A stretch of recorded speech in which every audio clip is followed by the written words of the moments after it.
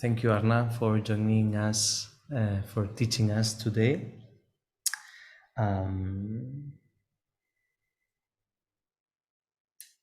Yeah, maybe I keep trying. Go on. I've been working this text for a long time now, and it's a pleasure to kind of finish it with you, and you can lead us in these final steps. So thank you again for accepting our invitation to teach, and yeah, that's it. Thank you very much. Thank you, Lama Nobu. And yeah, good to see you all. For those who are not aware, that is, I mean, it's written there. It's from the wonderful Kasavirupa Sangha, where the voice just came from, and where you see many people in proper dresses.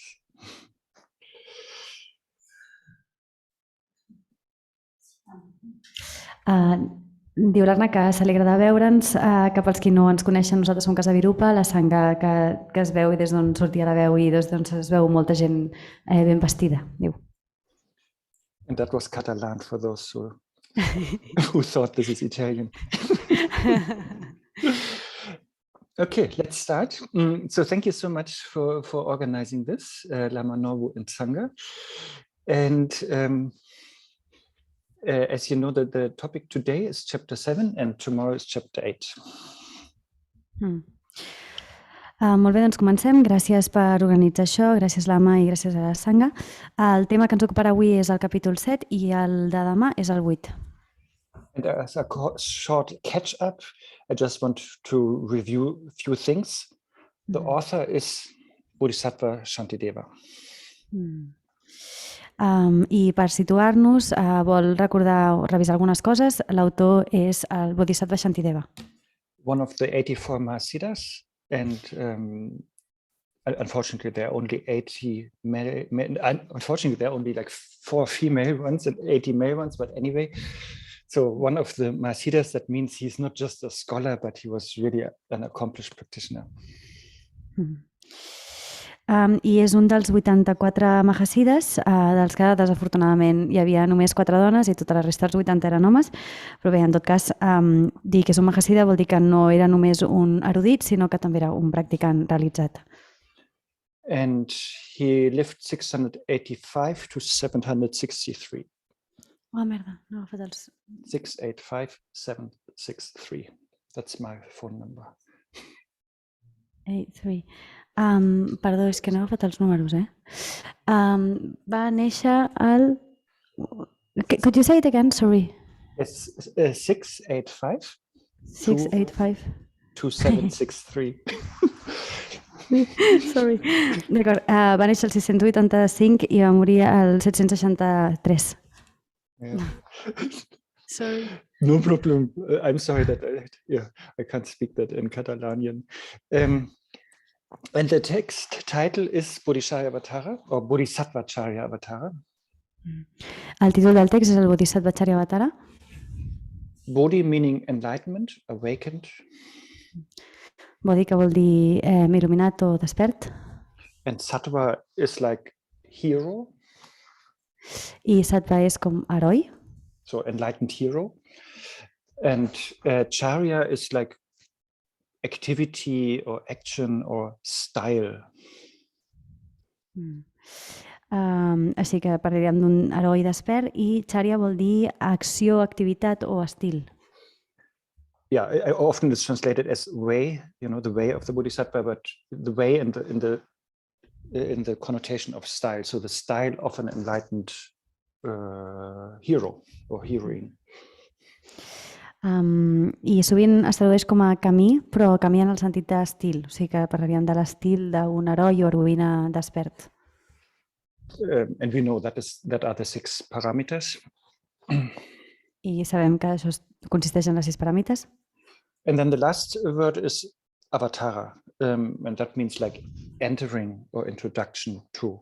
So entering or getting introduced to the style of enlightened heroines or heroes. That is the title.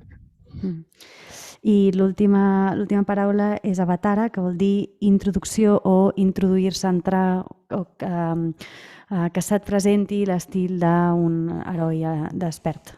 Aquest és el títol. And can you see if I share a screen? Must be. And we can structure the whole text according to this prayer by Nagarjuna. I'm sure you have heard it. I will not sing it because I just can't. But it's like Jangshub Semshok Rinpoche, O precious sublime Bodhichitta, Makye Panam Kyegyo Chik, may it arise in those in whom it has not arisen. Kyepa Nyampa Me Patang, may it never decline where it has arisen. Gongne Gongdu Pelwa Shok, may it go on increasing further and further. I es pot estructurar tot el text seguint aquesta oració de Nagarjuna, que està convençut que la coneixem, l'ha dit en tibetà i la tradueixo en català, diu: "Oh preciosa sublim bodhichitta, que pugui aparèixer, que pugui sorgir en aquells en què no ha aparegut, que mai degeneri allà on ha sorgit i que pugui sempre incrementar-se més i més." So the first line, yes, is saying, yes, it's about precious sublime bodhichitta. And then the second line, may it arise in those whom it has not arisen, that refers to the first 3 chapters of the Bodhisattva Vajrayana. El primer vers es refereix a la bodhichitta. El segon, que pugui aparèixer en aquells on no ha aparegut, engloba els 3 primers capítols del Bodhisattva Vajrayana, where in the first chapter we learn to understand the benefits and the profit sort of bodhicitta. We need to know that, otherwise we have no interest in it, and we develop sort of enthusiasm to generate bodhicitta. En el primer se'ns parlen dels beneficis de la bodhichitta, de tal manera que puguem despertar interès i que tinguem cert entusiasme per desenvolupar-la. Second chapter, then we accumulate the merit and purify all negativities through the 7 branch practices. En el segon capítol acumulem el mèrit i purifiquem totes les negativitats a través de l'oració de 7 branques. Sí. So by that we create the correct mental atmosphere so that bodhicitta can take place in our heart. I d'aquesta manera creem l'ambient mental adequat perquè la bodhichitta pugui néixer en el nostre cor. And then in the third chapter, we actually take the Bodhisattva vow, and we rejoice in the third chapter also we do some more of these 7 branch practices to then being able to take actually the Bodhisattva vow, and then we rejoice it, and from then onwards we are a Bodhisattva. I en el tercer capítol prenem de debò el vot de Bodhisattva. De fet, les pràctiques de 7 branques que hem fet abans són per preparar-nos per acabar prenent aquest vot de la bodhichitta. Un cop ho hem fet, ens engaubem i des d'aleshores som bodhisattvas. But sort of like in the second chapter, sort of we are like a baby bodhisattva, and now we are like a toddler bodhisattva, sort of in the third chapter. En el segon capítol som com mig bodhisattvas i en el tercer ja som com bodhisattvas del tot. And so therefore it's still toddlering, sort of, so therefore we need to protect it, and that's why the next line is coming, may it never decline where it has arisen, so therefore we want to protect bodhicitta, that it's not declining. I llavors el que hem de fer després és poder protegir la bodhichitta, i per això en el tercer vers es diu que no degeneri allà on ha sorgit. És a dir, l'hem de protegir de degenerar. And for that, we practice chapter 4, 5, and 6, which is conscientiousness or carefulness, mindfulness, vigilance, and patience. I per això practiquem el que se'ns ensenya en els capítols 4, 5 i 6è, que és primer la cura, després la vigilància i l'atenció i després la paciència. And then the last part, that it's growing more and more, so we make bodhicitta stronger and stronger, and that is happening in the last chapters of this wonderful text. I l'última part es refereix a incrementar la bodhichitta cada cop més, fer-la més forta, i això és el que ocupa els últims capítols d'aquest text meravellós. And so that is where we are, because that is chapter 7, 8, 9, and let's say the dedication. And so today we talk about chapter 7. I aquí és on estem ara, que són els capítols 7, 8 i 9, i després la dedicació, i avui ens ocupa el capítol 7. Yes, and just that everybody knows, like Lama Norbu and the Sangha, they studied that, I think, with Lama Norbu, the first 6 chapters, and also those who are not in the Kasavirupa Sangha, we discussed on it online since a couple of years, and so therefore it comes together now that we are all together join the 7th chapter. Llavors, perquè tothom ho sàpiga, a la Sangha Kasavirupa hem estat treballant els primers 6 capítols amb la Manorbu i també amb els qui no són de Kasavirupa han estat parlant durant un parell d'anys i ara ens trobem tots per parlar d'aquest 7è capítol.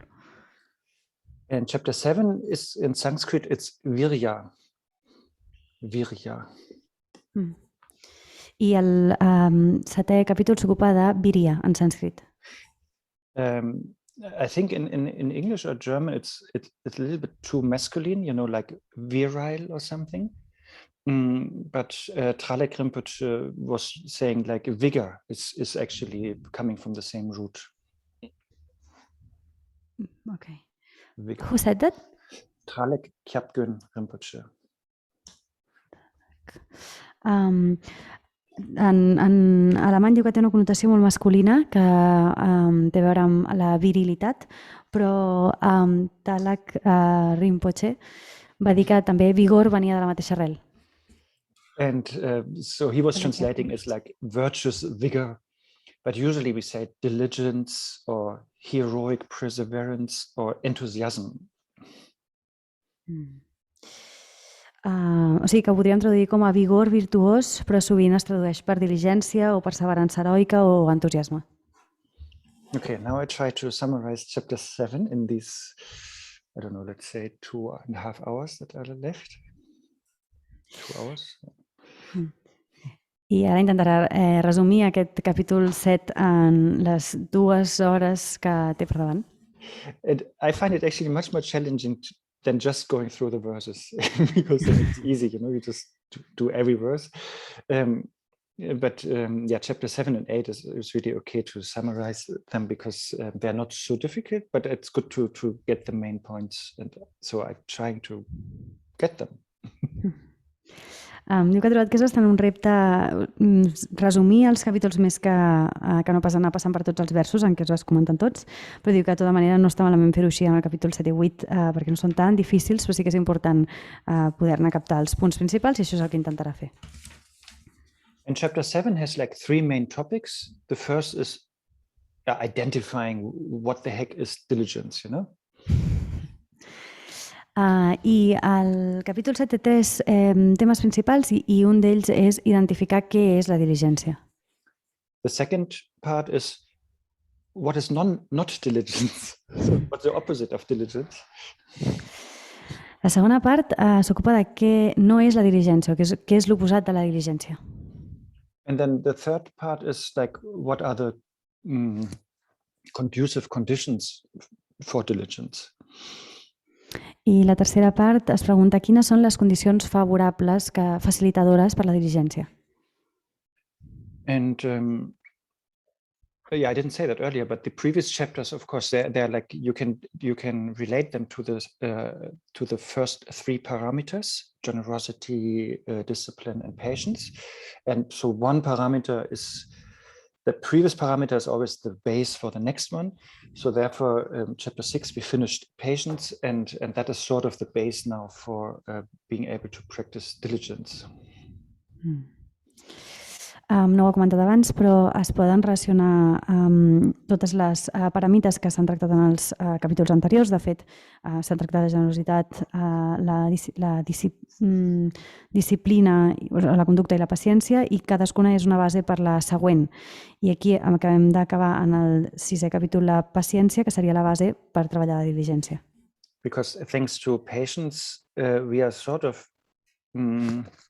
not so hypersensitive anymore, but we can. What? Oui.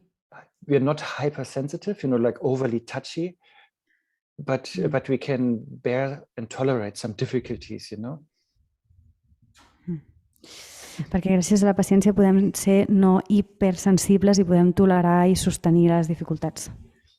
And therefore then the chapter 7, which is the fourth parameter,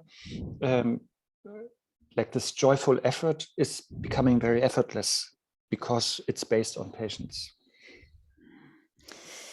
I per això en el capítol 7 que hi ha la quarta paramita, que és l'esforç joiós, de fet arriba, es dona sense esforç perquè està basat o recolzat en la paciència.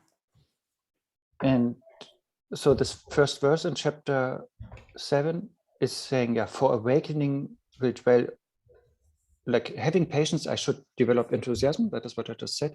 And then for awakening will dwell only in those who exert themselves. So like enlightenment is only possible if we practice diligence. I els primers versos diuen, llegeixo, sent pacient practicaré amb diligència i perquè amb diligència s'arriba a la bodhitat. És a dir, que cal diligència, o sigui, per arribar a l'espertar cal paciència també. And Shantideva is as often as just paraphrasing some sutras where exactly that is said. I Shantideva aquí el que està fent és parafrasejar sutres on es diu exactament això. And so therefore we really need that. And then we have to understand what is meant with this fourth parameter. I per tant, realment això ho necessitem i hem d'entendre exactament què significa aquesta quarta paramita. And that is defined in the first line of verse 2, where it says, what is enthusiasm or diligence? What is it? It is finding joy in what is wholesome. I això es defineix en la primera línia de la segona estrofa, en què es diu que la diligència és trobar alegria en el que és sa, o la traducció és deleitar-se amb la virtut. And whoever has studied like Pramana or something, then in a definition, each word is important. And here, like two things are important: finding joy, and then the second is in what is wholesome. And so these two parts are important here. I per qui sigui que hagi estudiat el Pramana sabrà que en una definició cada paraula és important i aquí hi ha dues paraules importants, una és trobar alegria i l'altra en allò que és saludable. Because usually we might think, diligence is something that we have to work hard, or that we force ourselves, or that we are getting forced, or that we are forced to do something without wanting to do it. So that is maybe how we usually think, but no, it is a joyful thing that is important here. Perquè ens pot passar que sovint pensem en la diligència com esforçar-nos molt o forçar-nos o estar obligats a fer coses sense voler-ho, però en realitat no és així. Aquí s'està parlant d'alguna cosa que és joiosa, que es fa amb alegria. So we are delighting in what we do, we are joyful to do something, so we are happy to do it. And then what are we doing? And then the second part of the definition is, what is wholesome? So we do virtuous things. Per tant, ens estem deleitant en el que fem, estem gaudint, estem contents de fer el que fem i què és el que estem fent? Estem fent accions virtuoses perquè és allò que és saludable. So as I said, each word of the definition is important and it excludes something that is not part of the definition. Com he dit abans, cada paraula de la definició és important i s'exclou alguna cosa que no és part de la definició. And so the joyful, no, let's say, so if I force myself every morning to meditate, and if I feel like it's a burden, then yes, it's a wholesome practice, but the joy is missing, So so the joy in the definition eliminates that kind of practice, that forced practice, even though it's wholesome. Per tant, si per exemple em forço cada matí a meditar i ho visc com una càrrega, sí que estaré fent una cosa virtuosa, una cosa saludable, però falta aquesta part de la definició que té a veure amb la joia i per tant la definició elimina que aquesta pràctica forçada sigui del que estem parlant. And the wholesome is also important because I could be a joyful mass murderer, like happily killing everyone and whatever, lying, stealing, raping. Yes, joyful, yes, it's there, but it's far away from being wholesome. So therefore, that is also not diligent, if I diligently kill people, or joyfully even. I la part també que refereix a les accions saludables és important perquè podria ser un assassí en sèrie molt alegre o podria de manera molt alegre i gaudint-ho molt robar o violar, però evidentment tot això queda molt lluny de ser saludable, per tant no estaríem parlant de diligència encara que estigui matant amb alegria. Yeah, so these two have to come together in order to qualify as one of the paramitas, like in this case, the fourth parameter, joy, delight in virtue, or finding joy in what is wholesome. Per tant, aquestes dues coses s'han de donar alhora quan estem intentant definir aquesta paramita, en aquest cas la quarta, que té a veure amb deleitar-se en la virtut o trobar joia en el que és saludable. And of course, like as a side note, it's only paramitic, that meaning like going beyond samsara, if wisdom is also part of it. That is sort of implied here, and that is the topic of chapter 9.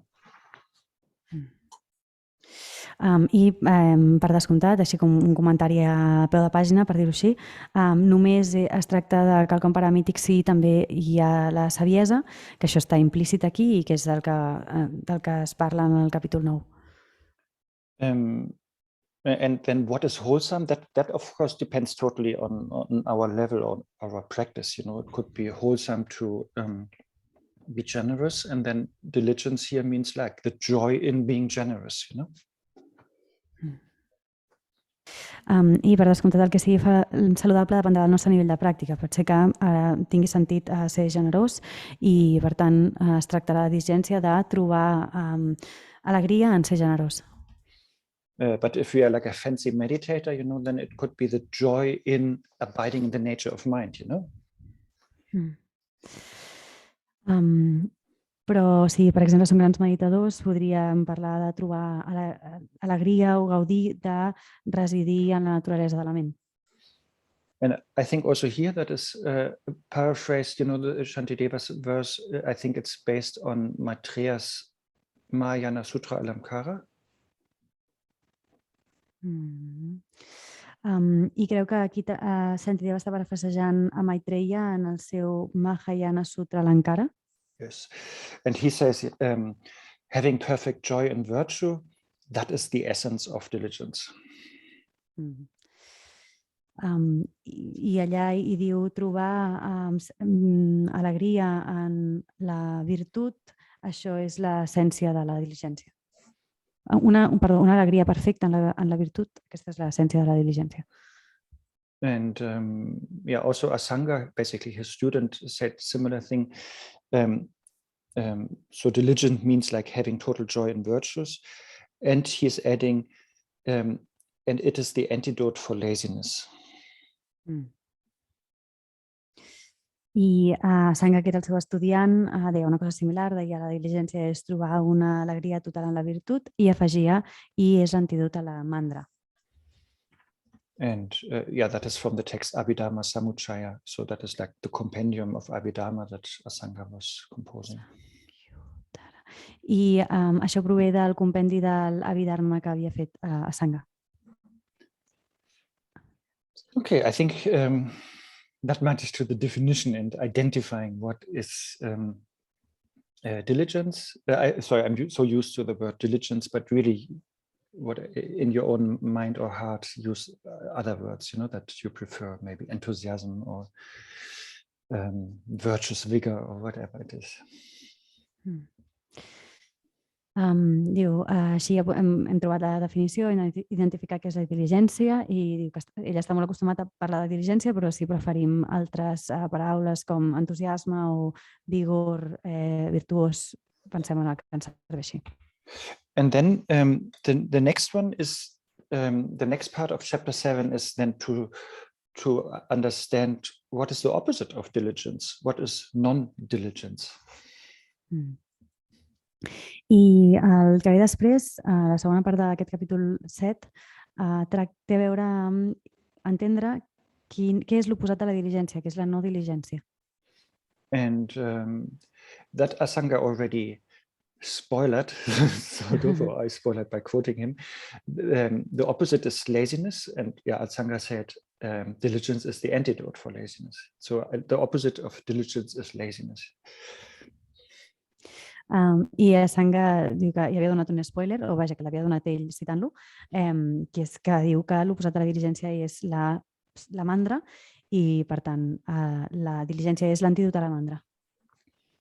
And I guess for us, I don't know, in Catalonia or anywhere else in the world, normally I guess we understand laziness as being like a couch potato, like really like being very indolent or idle.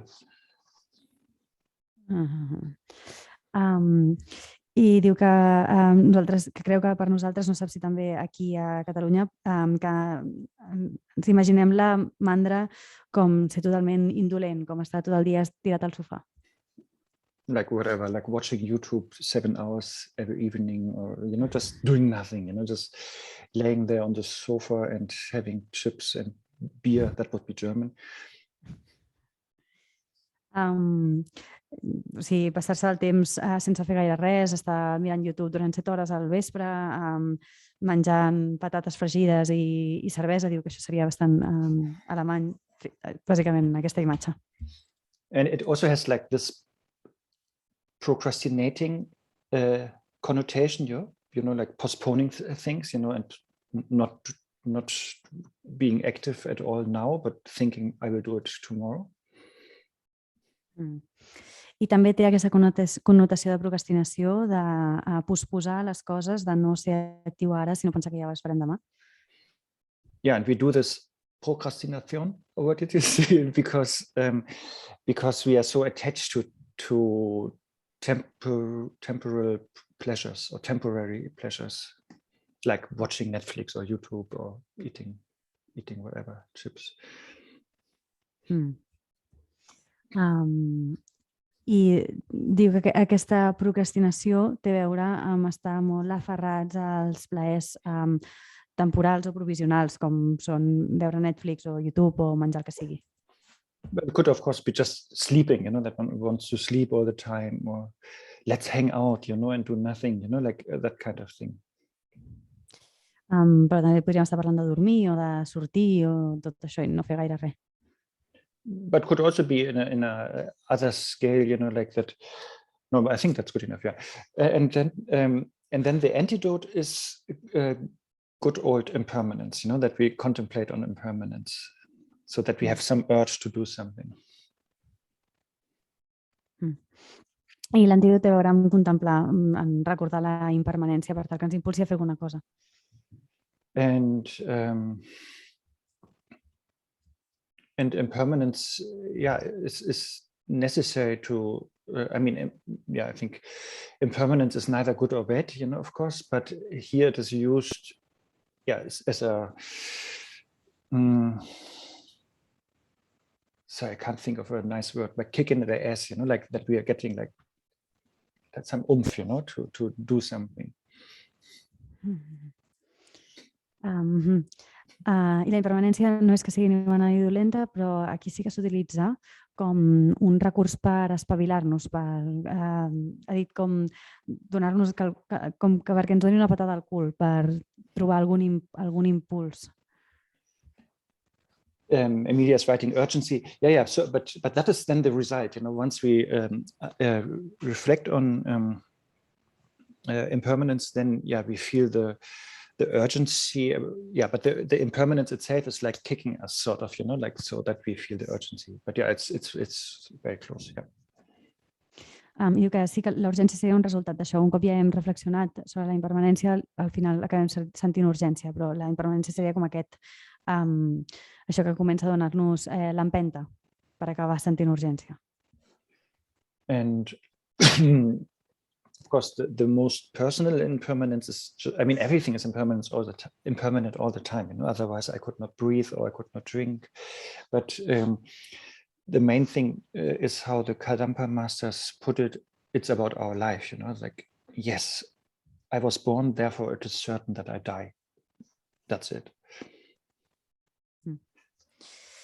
I per fer més personal la qüestió de la impermanència, tot i que tot és impermanent, evidentment, si no, no podria estar respirant o bevent o el que sigui, aquí l'èmfasi recull el mateix que ens donaven els mestres Kadampas, que és que les nostres vides són impermanents, que jo he nascut i, per tant, és segur que moriré.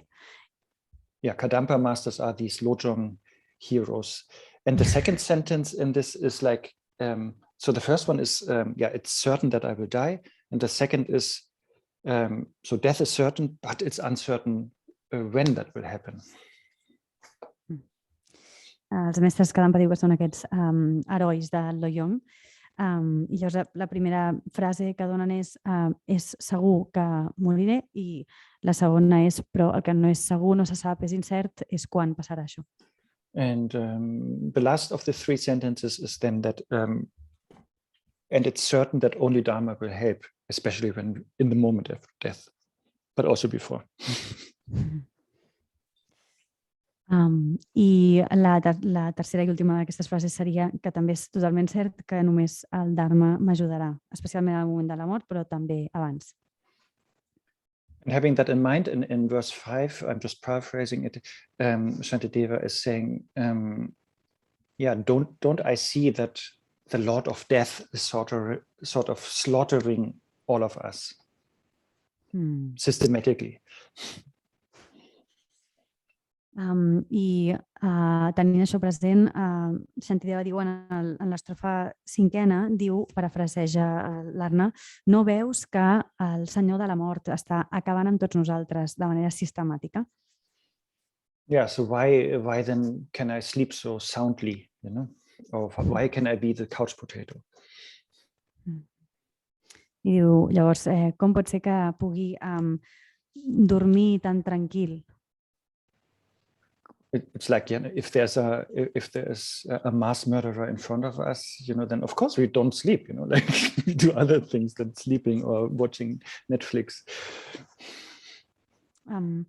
Si tenim... Ha dit el Senyor de la Mort, ara?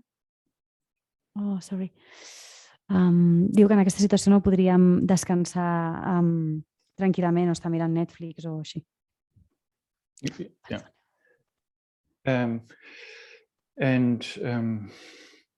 And also in the second chapter, Shantideva at some point said, that like death is sort of merciless. It is not waiting for us to finish things. It doesn't matter if we are healthy or sick. Like it is so unpredictable how long we live. It can happen every moment. I també en el segon capítol Shantideva diu que la mort no té pietat, que no espera que nosaltres acabem les coses, o no importa si estem sans o no, és totalment imprevisible quan pot arribar. So therefore, I think in Latin, maybe in Spanish too, we say like memento mori, like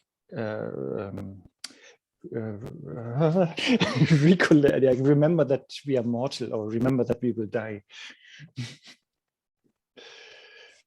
I per això en llatí es diu aquesta frase de memento mori, que és recordem que som mortals o que morirem. And therefore it's really like very much suggested that we are not that lazy, but that we start doing things, and wholesome things, of course. I és per això que se'ns encoratja moltíssim que no siguem tan mandrosos i que comencem a fer coses, evidentment coses saludables. Yeah, so it would be sort of stupid if we waste that precious human chance that we have at the moment. Perquè seria clarament estúpid malgastar o deixar perdre aquesta preciosa oportunitat humana que tenim ara. You know, that would be like pearls before swines. You know, if we have like precious human life and not using it. Pearls too? Do you know the phrase? Pearls before No. swines. Pearls too, could you say it again? Pearls before swines. So if you put a precious pearl or jewel in front of a pig, you know, Okay. the pig doesn't know what to do with that, you know, so the preciousness of that jewel is sort of wasted, you know, and likewise, if we are lazy, then this precious human life will be wasted. Sí, tenim la frase. Diu que seria com donar perles a los cerdos, això sí que es diu, que és que els porcs ja poden portar-los una gran joia que no sabran apreciar-ne la preciositat i per tant seria el mateix que ser mandrosos estaríem malgastant o no apreciant la preciositat de la nostra vida humana. But yeah, maybe we could take Prince Siddhartha as our example, you know, who practiced really day and night, like really with a lot of diligence. And then under the Bodhi tree, he made it.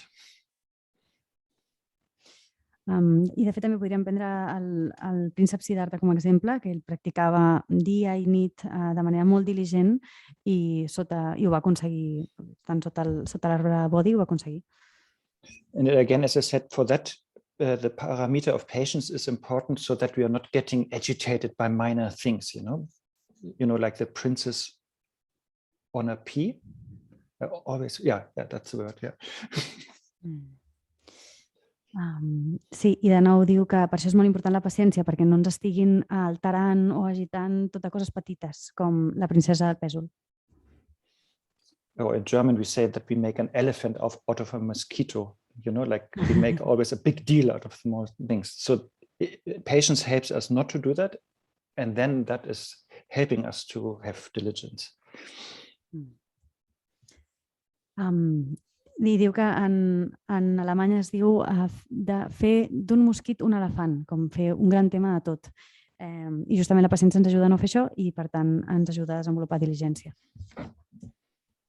And therefore, then in verse 14, Shantideva is saying, yeah, we should rely upon this boat of a human body. I'm sure you have heard that example. I per això en el capítol, a l'estrofa 14, diu Shantideva, hem de confiar en aquesta barca que és el nostre cos humà, que està segur que ja ho hem sentit això. Why? In order to free ourselves from the great ocean of suffering. Samsara. I diu per què? Per tal d'alliberar-nos a nosaltres mateixes del gran oceà del patiment, que és el samsara. And since it's so hard to find that kind of boat again, that's the next line, yeah? I la següent línia diu, i com que és tan difícil tornar a trobar aquest tipus de vaixell, de nou, therefore, there is no time to sleep, you stupid one. Per tant, estúpid, no és moment de dormir, o no hi ha temps per dormir. I think I already said like 3 times stupid and 2 times mass murderer. Que crec que ja he dit 3 vegades estúpid i 2 vegades assassí en sèrie. And of course, with this sentence, 1 more of each. But anyway, so therefore, yeah, don't be lazy. No, that's really the point. Like, don't be a couch potato. That is the first type of laziness. There will be 2 others coming.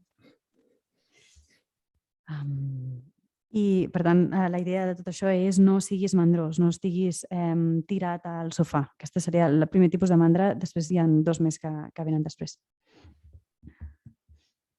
Yeah, it is like, let's say, you know, if we are getting, what was it, Robinson Crusoe? Or there was also this Tom Hanks movie, you know, we are stranded on an island, you know, staying there for many years.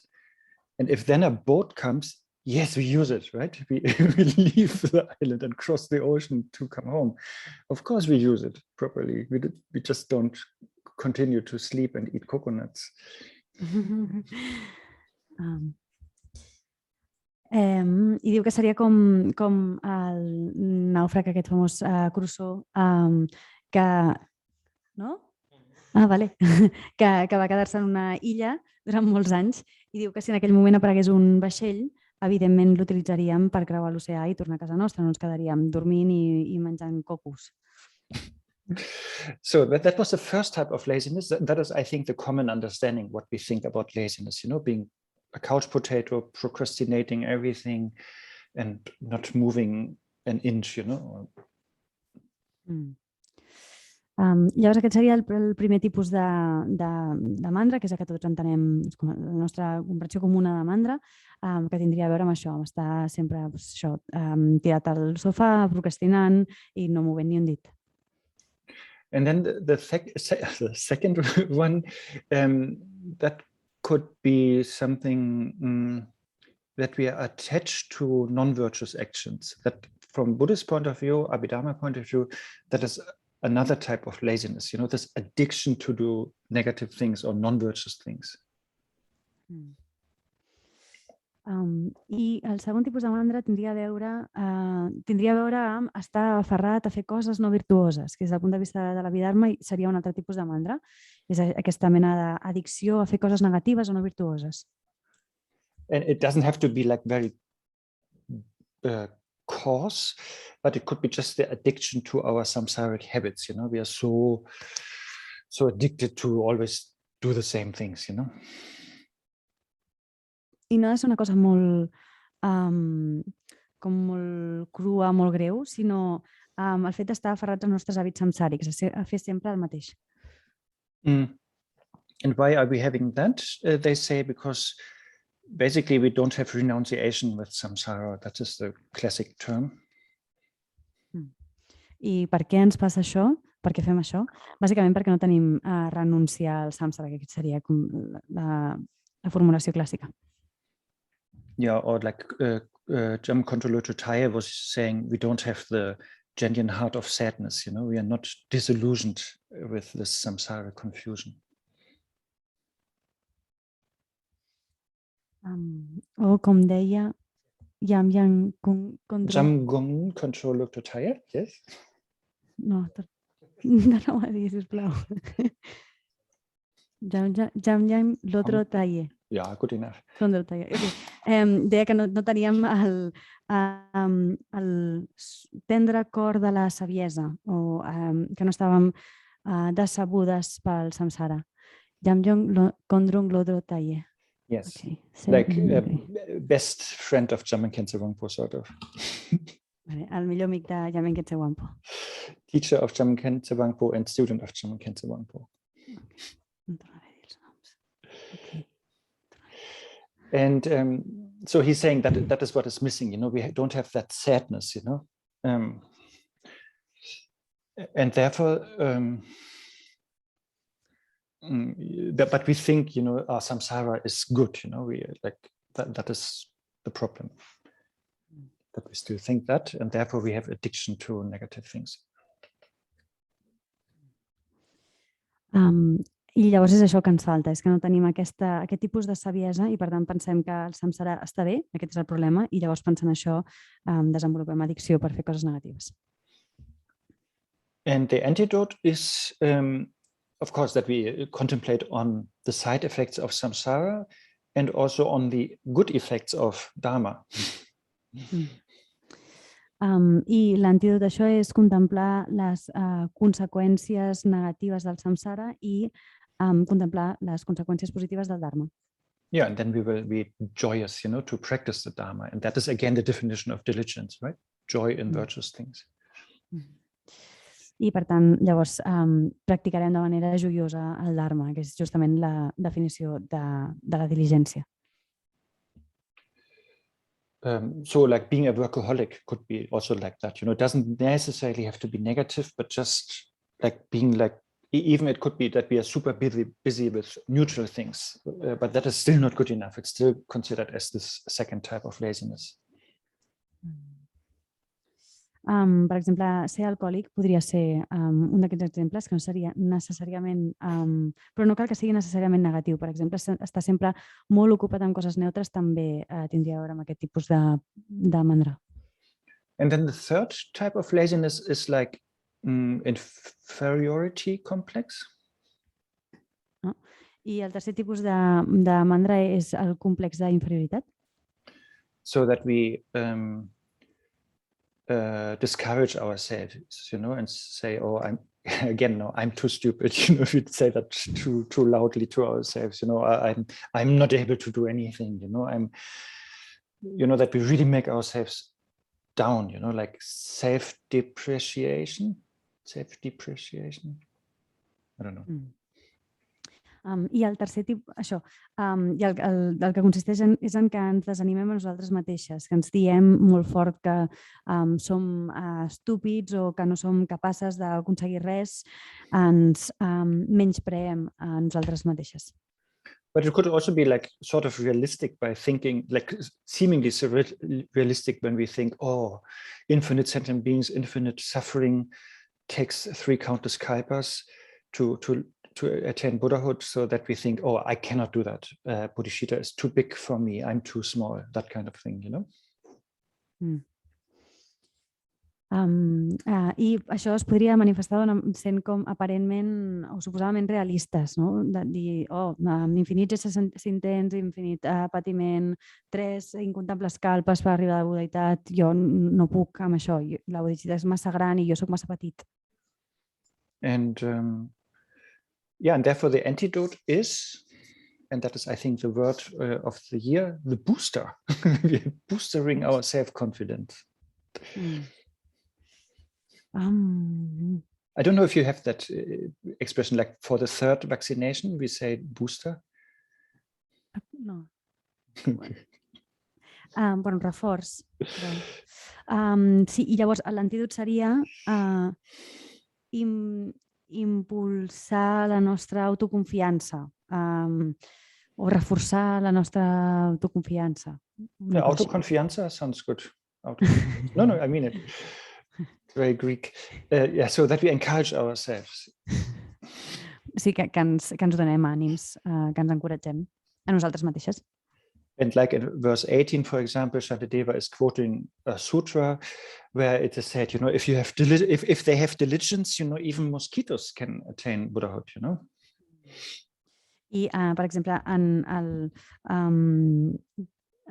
l'estrofa 18 està també Shantideva citant uns sutres on es diu que mentre hi hagi diligència fins i tot els mosquits podran arribar a la bodhitat. Maybe not necessarily in this body, but they can start having the first steps, also in a mosquito body. Diu, potser no necessàriament en aquest cos, però sí que podem començar a fer les primeres passes cap al despertar en aquest cos de mosquit. Or we might be discouraged, when we hear, we might even have to offer our arms, or our hand, our eyes, because we might have read that in Buddha's past life stories. O també pot ser que ens desanimi pensar que en algun moment hem d'oferir els nostres braços, els nostres ulls, les nostres mans, perquè pot ser que això ho hàgim llegit en alguns dels relats sobre les vides passades del Buda. And Shantideva is saying, don't worry, like those things you do only on the first bhumi onwards, if you have really like wisdom. Otherwise, don't do that, you would regret it. So therefore, it has to be a gradual path, Of course, we don't have to do that now. I davant d'això, Shantideva ens diu que no ens hem d'amoïnar, que aquest tipus de coses es fan quan ja tenim des del primer bhumi cap endavant, que és que quan tenim saviesa i per tant que ara no ho hem de fer, no és una cosa que hàgim de fer ara. I que si no tenim saviesa, de fet, no ho hem de fer. Assuming that we are pre-bhumi bodhisattvas. Of course, if somebody is on the bhumis, then yes, that's your job to do those things too. I diu, tot això assumint que som bodhisattvas que encara no hem arribat al primer bhumi, però si hi ha algú que ja està en els bhumis, doncs endavant, llavors. And Shantideva is also continuing then saying, like in verse 21, we have done that actually quite often, that we have been maybe killed and cut and stabbed and so on, but never like with this big vision of attaining Buddhahood. So actually we have been through the suffering, but it didn't bring any good result. But now if we have bodhicitta and aim at Buddhahood, then we could do the same thing, but then it finally gives a good result. So that is much more meaningful now. I de fet, Shantideva ens diu, en l'estrofa 21, diu que de fet tot això ens ha passat, o sigui que ja se'ns ha matat, hem estat com tallats, apunyalats, però sense saviesa i sense la visió del Buda. Per tant, hem passat per tot aquest patiment, però sense aconseguir cap tipus de resultat positiu amb això. Però ara que tenim la bodhichitta i que estem aspirant a la budeïtat, aleshores podem passar per tot això i acabar aconseguint un bon resultat i, per tant, fer que tot això tingui sentit. And also Shantideva is saying that if we do it with the right motivation and the right view, then even if we do sometimes painful things on the path, we no need to be discouraged by that. That is still the topic, but know that this will bring a big result, I de fet també se'ns diu que si fem coses amb la motivació i amb la visió adequades, pot ser que passem per experiències doloroses en el camí, però això no ens ha de desanimar perquè hem de tenir en ment que això ens acabarà portant un gran resultat. So instead of what we normally say, no pain, no gain, here Shantideva is saying little pain but big gain. Llavors, en lloc del que es diu habitualment, que és que si no hi ha dolor, no hi ha guany, aquí el que ens diu Shantideva és amb poquet dolor hi haurà molt guany. I mean, nowadays vaccination is a sensitive topic, but usually I would have used that as an example, like one vaccination is like a small pain, but it protects you from big disease. But maybe my example is like, I like doing laundry, because it's only like a small suffering I have, to do the things in the washing machine, but then it's a big gain, everything is clean again, Diu que ara que el tema de la vacuna és un tema una mica sensible, una mica delicat, potser no és el més adequat, però normalment l'utilitzaria com a exemple per posar això, l'exemple del petit dolor que implica vacunar-se, però que després et protegeix d'una gran malaltia. Però potser ara li serveix, per exemple, el fet de fer la bugada, que hi ha una mica de dolor d'haver de fer-ho tot i d'aquesta feina, però després hi ha un gran resultat que tot torna a estar net. Or maybe I take a medicine and or like whatever treatment that is a little bit not so nice, but then I'm really happy, really healthy afterwards. So those things, like many examples. O diu que un altre exemple que podria sortir és que estiguéssim prenent una medicina o fent algun tractament que no sigui gaire agradable, però que després estem totalment sans. Hi hauria molts exemples així. But the main thing here is like everything is like step by step. That is even we promise that in the Bodhisattva vow if we look in chapter 3. So therefore, don't be discouraged by the Bodhisattva path. That is a big topic here in that part. I la cosa principal, aquí el tema principal és que hem de fer les coses de manera gradual, pas a pas, i de fet això està inclòs en la promesa del Buddha Bodhisattva que podem buscar en el capítol 3.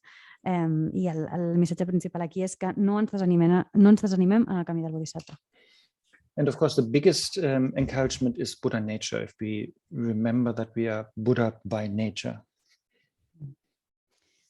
I la font d'ànims principal aquí és recordar la naturalesa búdica, el fet que nosaltres som budes per naturalesa.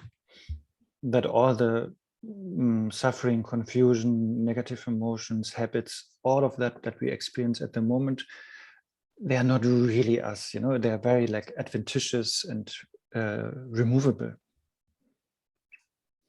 Que per tant tot el patiment, tota la confusió, totes les emocions negatives, tots els hàbits que portem amb nosaltres no són veritablement nosaltres, sinó que són molt provisionals, molt eliminables. Yeah, so my favorite example is always like the sun and the clouds, like Buddha nature is more like, it's like the sun, let's say, or the space or sky, that pervades everything. And then temporarily there are some clouds, some winds, some rain, some airplanes, but they're not really part of the sun or of the sky. You know, they're just temporarily there, and they can be removed. And they will, since they came, they will go.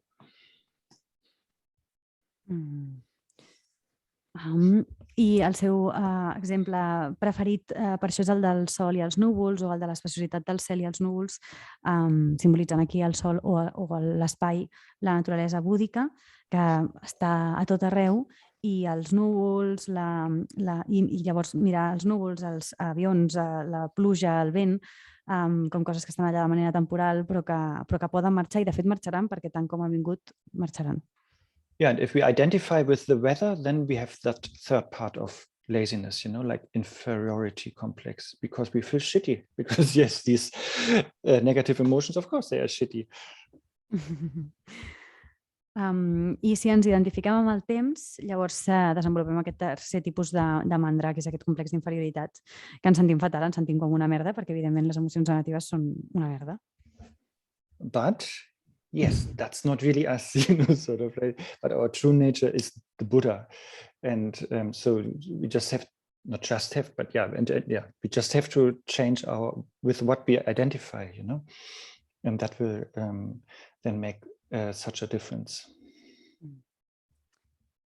Però tot això no és veritablement nosaltres, sinó que la nostra verdadera naturalesa és el Buda. I llavors només es tracta, diu, bueno, només, però en realitat al final sí, només es tracta d'allò amb el que ens identifiquem, i això pot marcar totalment la diferència. Yeah, and that then gives us the courage that we need, you know, that was missing in the third type of laziness, you know, we were discouraged. I això ens dona el coratge que ens faltava en aquest tercer tipus de mandra en què ens sentíem desanimats. Okay, what about we have some discussion? Maybe, maybe you raise your hand or something, virtual hand, or I don't know, in Casa Europa, how was your idea how to do that? Since you even have physical hands there. Que potser ara podem obrir un momentet de debat, de preguntes, que potser podem aixecar les mans virtuals o... Algú ho està fent?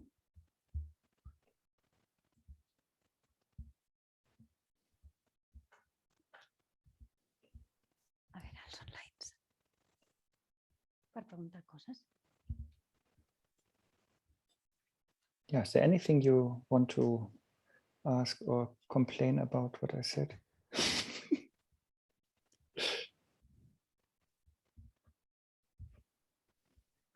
Mira, Emilia. Okay, Emilia.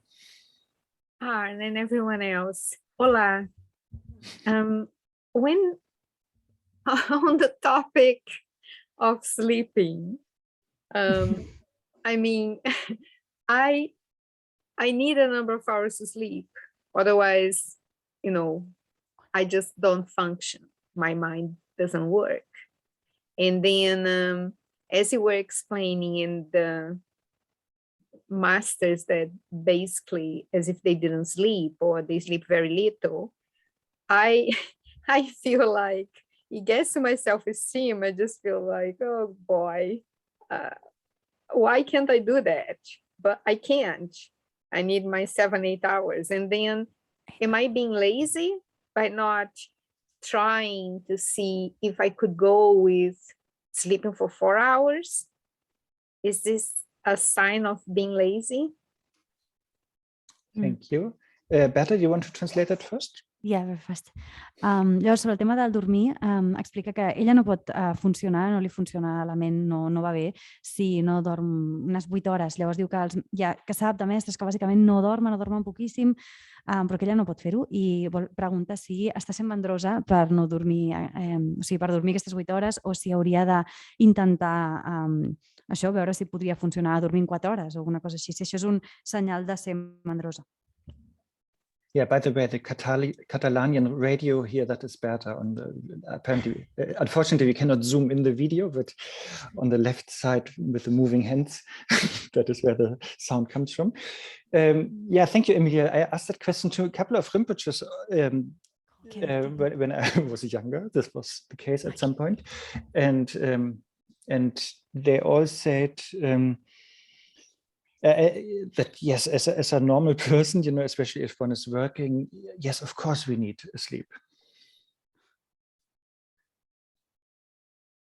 Better? Yes. Well, did you quote Master? No, I said many Okay. masters, but I could quote Rabsham Rinpoche, yes. Pacham? Diu que evidentment, totes les persones que treballem, i o sigui, especialment si es treballa, ets una persona normal, evidentment has de dormir.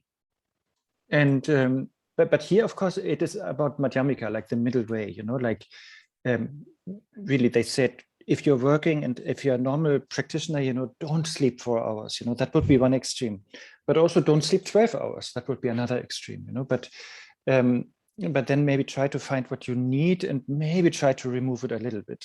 Like Rabsham Rinpoche, he said, maybe as a working person, we can get used to 6.5 hours per night.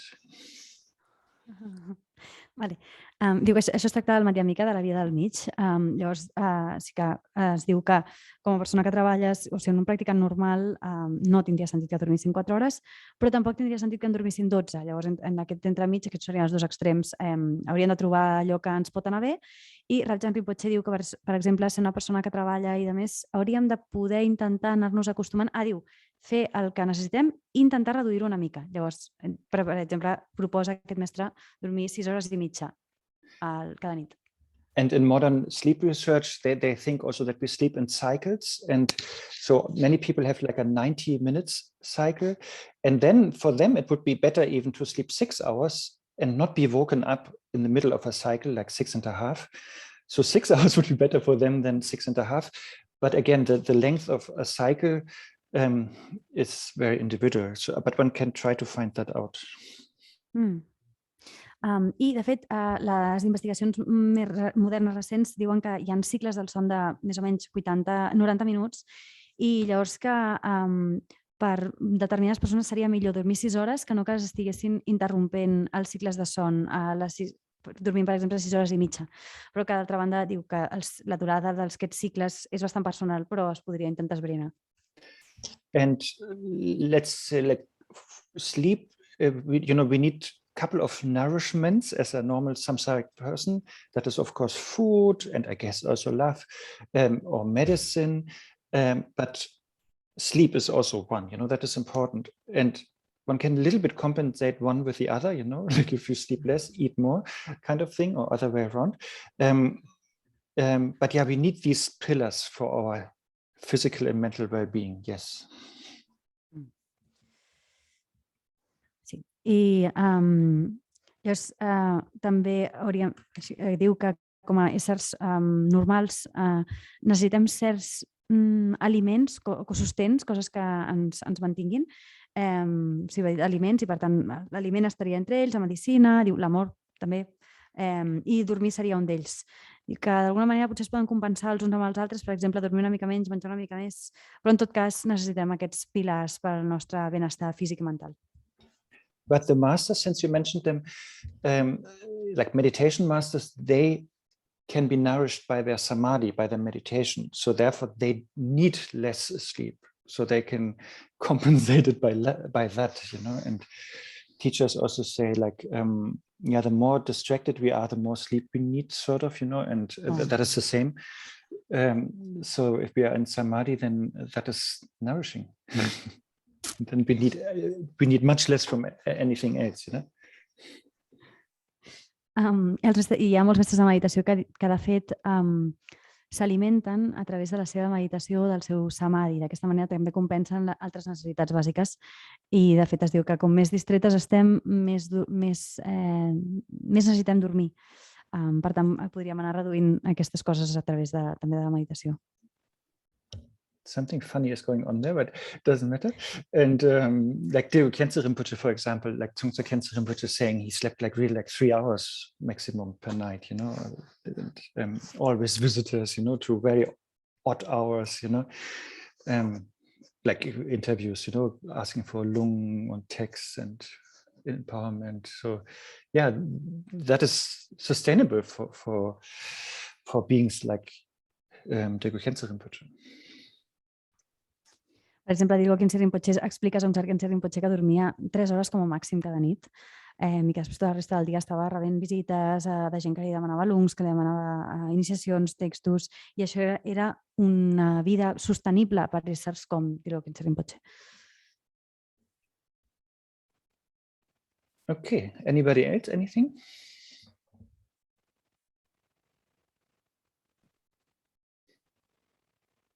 Maybe in Casa Rupa you can have your, yes? Ginny. Hi, I had a bit of problem with you using the word joy in the context of harming. You said people might feel joyful, a murderer might feel joyful, but for me that word would never be used. I thought, could somebody really feel joy at killing somebody? I think it's maybe just a translating of the word, because I think in English, as I understand it, joy is almost always over something virtuous or at least neutral. And we don't say people feel joyful about something that's harmful. That's how I understand it. I was thinking of Hannibal Lecter at that moment, by the way. Oh. Do you know him? Do you know? Well, no, I'm a bit ignorant on that. I know who you mean, but I don't know like if you, about the context. Like if you are a psychopath, basically, then you. But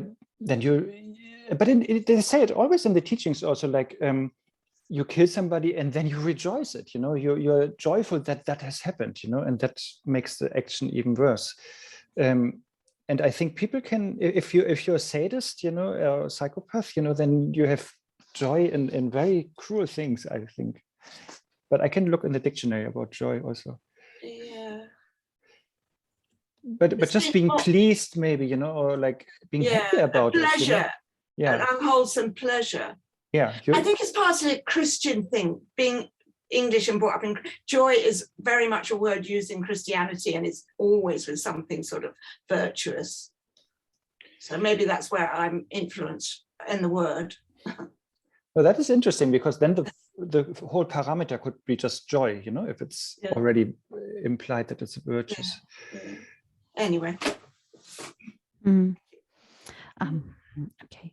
Ara ha comentat que li ha sorprès una mica, no ha acabat d'entendre el tema que s'utilitzés la paraula joia per parlar d'accions que feien mal, o que sí, feien mal. Per exemple, es parlava d'un assassí joiós, no? Diu que mai utilitzaria així, perquè es preguntava si es podria sentir joia fent una cosa com aquesta, i diu que potser té a veure amb la traducció del terme, que en anglès joia sempre ressona alguna cosa que és virtuosa o com a màxim que és neutral. I llavors l'Arne respon que, de fet, en els textos sí que surt aquesta possibilitat de fins i tot gaubar-se, o sigui, sentir joia després d'haver matat algú, i que això fa que l'acció tingui un efecte encara molt pitjor, no? El fet, si per exemple estem parlant de ser un sàdic o un psicòpata, aquí es diu que estava pensant en Hannibal Lecter. I ha respost la dona que ha fet la pregunta, que potser tenia a veure amb el terme anglès que venia del cristianisme, sobretot en què s'utilitza molt aquesta paraula de la joia i sempre relaciona amb alguna cosa virtuosa, i que potser és d'aquí d'on ha tret aquesta influència. Ja està. Rafael, and then Laia. Okay, sorry, Laia. No. Oh, Laia maybe first, because yes, please go ahead. Exactly, I thought you would say that.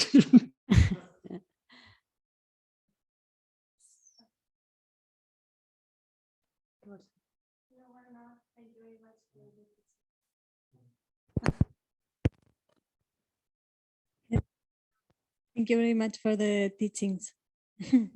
I will say it in Catalan, but thank you for the teachings. Thank you. La pregunta és que sobre la tercer tipus de mandra del complex d'inferioritat, que en els nostres entorns moltes vegades s'apel·la que aquest complex d'inferioritat també ve d'experiències de quan eres petit, o com coses que són una mica com difícils de revertir.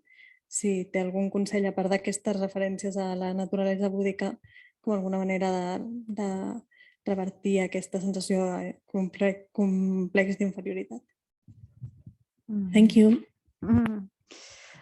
Okay, Laia was asking about this third type of laziness, that complex of inferiority, because she's saying that in our context, in our environment, it's often said that these complex could be related to things that has happened to us while we were very young or like children. When we were, and so it seems like those things cannot be changed.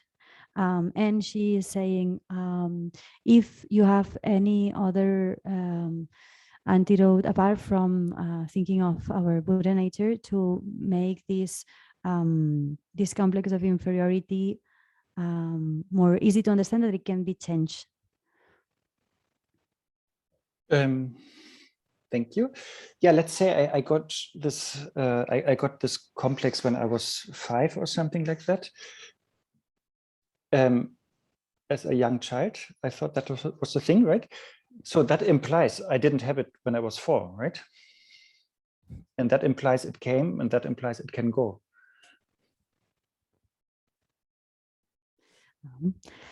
Diu, anem a jugar que jo vaig agafar, o vaig desenvolupar aquest complex d'inferioritat quan tenia 5 anys, o sigui, com un nen molt petit. Diu, això implica que quan en tenia 4 no en tenia, o sigui, no el tenia i per tant, tal com ha vingut, podria marxar. So that is, and that is, sorry to come back to that, but that is sort of part of the Buddha nature teaching, that they say it doesn't matter how traumatized we are, or how many complexes or syndromes we have, they will never destroy the Buddha nature, sort of, but they are always only like clouds in the sky that can dissolve, and they are always removable. They are never our real nature.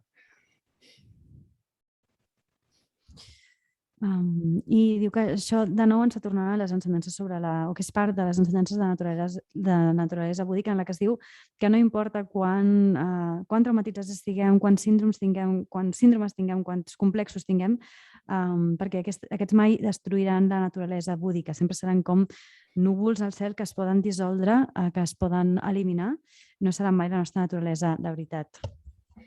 And yeah, as we know from the first seal of Buddha Dharma, everything compounded is impermanent. So therefore, yes, that trauma or that complex or difficult situation that we have experienced and that left this big imprint, that is a compounded thing. It came from many causes and conditions, and that implies it is impermanent. So it is removable and changeable, transformable.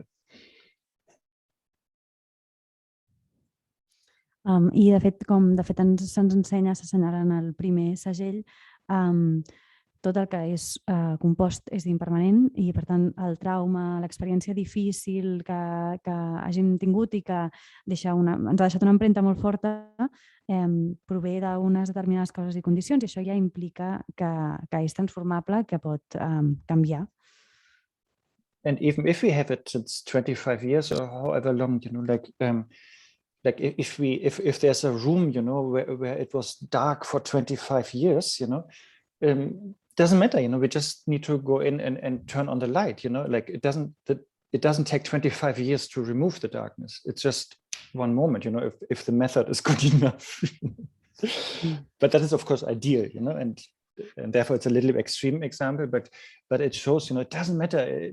I mean, we are in samsara since beginningless time, so we have beginningless darkness, but still it is always easily removable if we apply the right antidote, which is light in this case.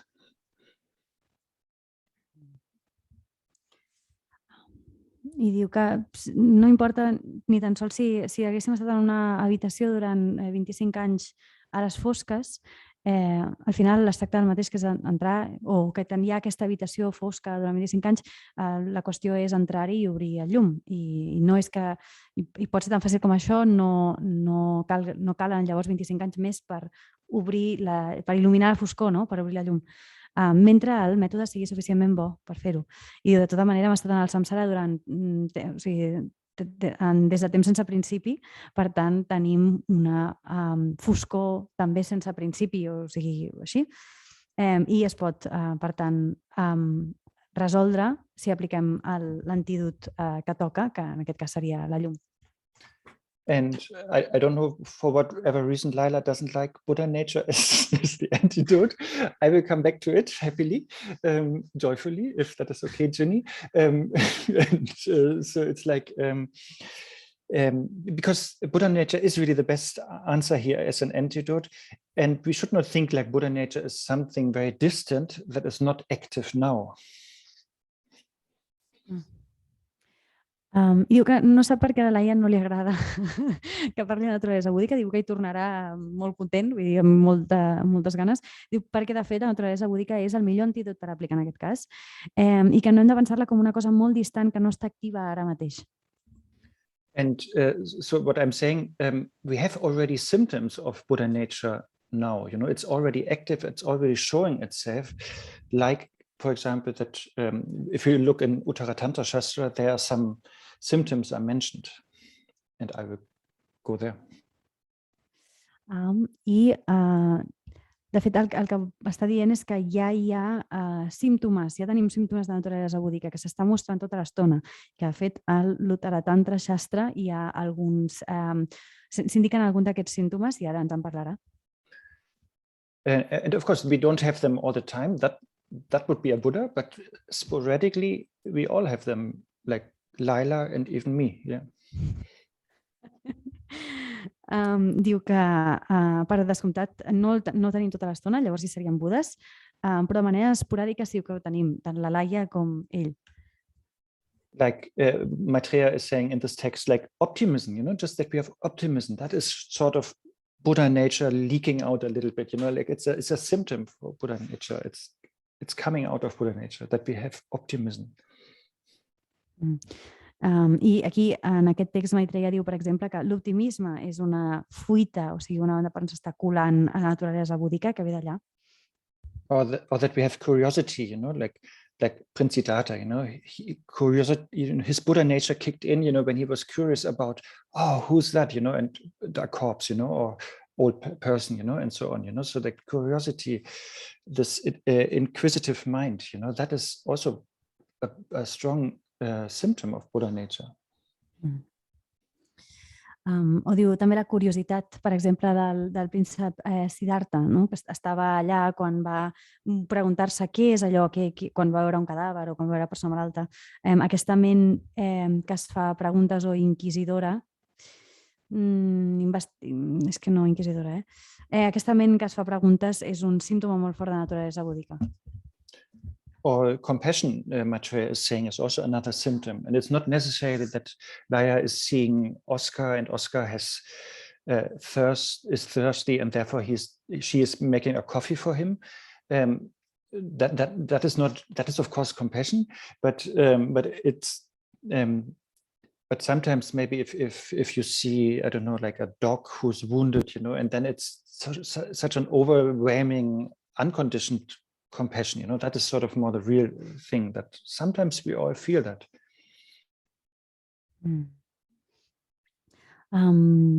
Perdó, abans seré una ment que examina o alguna cosa així.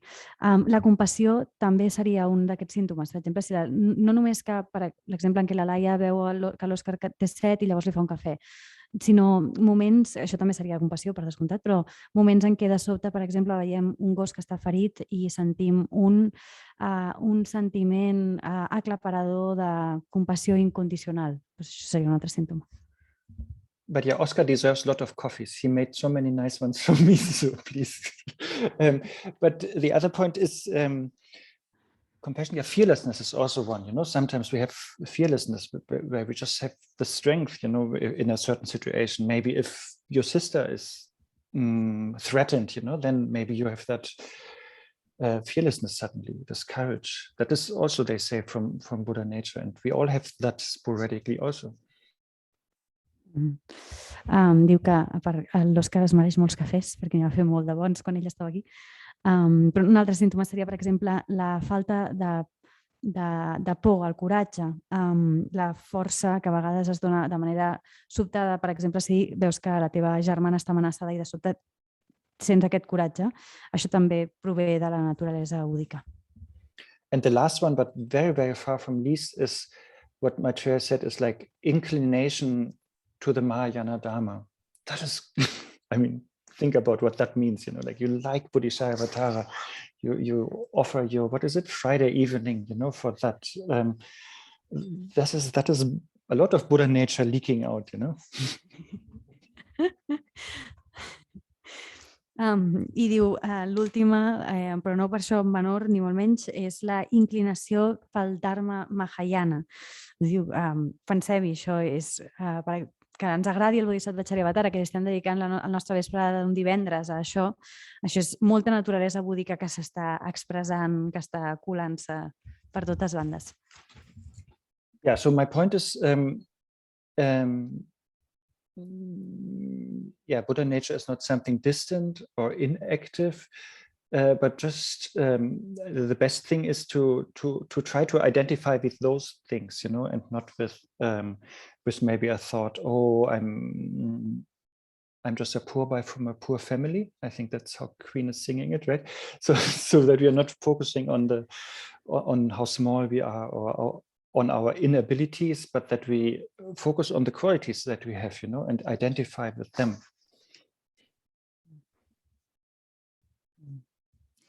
O sigui, aquí el que ens està volent dir és que hem de pensar que la naturalesa búdica no és tan distant i no està inactiva, sinó que el millor seria poder-nos identificar amb aquest tipus de coses que hem dit fins ara i no pensar-nos com el pobre fill d'una pobra família, que és com canta Queen, no empatitir-nos, no pensar com petits som i pensar en totes les nostres inhabilitats o incapacitats, sinó poder-nos identificar també aquestes qualitats. Okay, and then of course all other methods also, like psychotherapy maybe, of course, you know, or having a good talk with your sister or Lama Norbu, but I didn't say, but I'm Lama Norbu now, maybe not, because I just mean like psychotherapy, you know, like just normal, not even Buddhist, that's what I mean, you know, but just talk with somebody, you know, and that helps, you know. I diu que també pot estar bé fer altres coses, o sigui, que també hi ha altres mètodes, com ara fer una psicoteràpia o tenir una bona xerrada amb la teva germana. Llavors he dit aquí, home, el Lama Norbu, però no, perquè aquí es referiria a qualsevol tipus d'una xerrada que no tingui ni tan sols res a veure amb el budisme. Parlar amb algú ja va bé per aquestes coses. But then, yes, if you want to more know about Buddha nature, then talk to Lama Norbu. That's what I meant. Però sí, vols saber més sobre la naturalesa búdica, llavors sí, parlem amb el Lama Norbu. Okay, maybe Raphael, and then we take a break. Rafa, després fem una pausa? Thank you. Yeah, very quick. So it's a bit of a follow-up question to the current topic of the inferiority complex. How do we ensure that as we are fighting this inferiority complex, we don't go maybe a bit too far and become too proud, maybe, or too satisfied with our progression in the path? Is there a risk? Vols dir-ho en català també? Sí, com seguint una mica la discussió d'ara i el debat, bueno, el tema del complex d'inferioritat, si hi ha un risc acabar com construint massa el nostre orgull, quedar-nos com satisfets d'on estem i que això acabi sent un obstacle i si veu un risc en això. So to pride, right? It's a noun. Pride, maybe not necessarily, because we at the same time we also remember that everybody has the Buddha nature, sort of. So therefore we definitely should not feel better than others. But still, the second thing, yes, we can definitely maybe feel too proud. I always mix them, too arrogant and too complacent or something. Yes. Berta?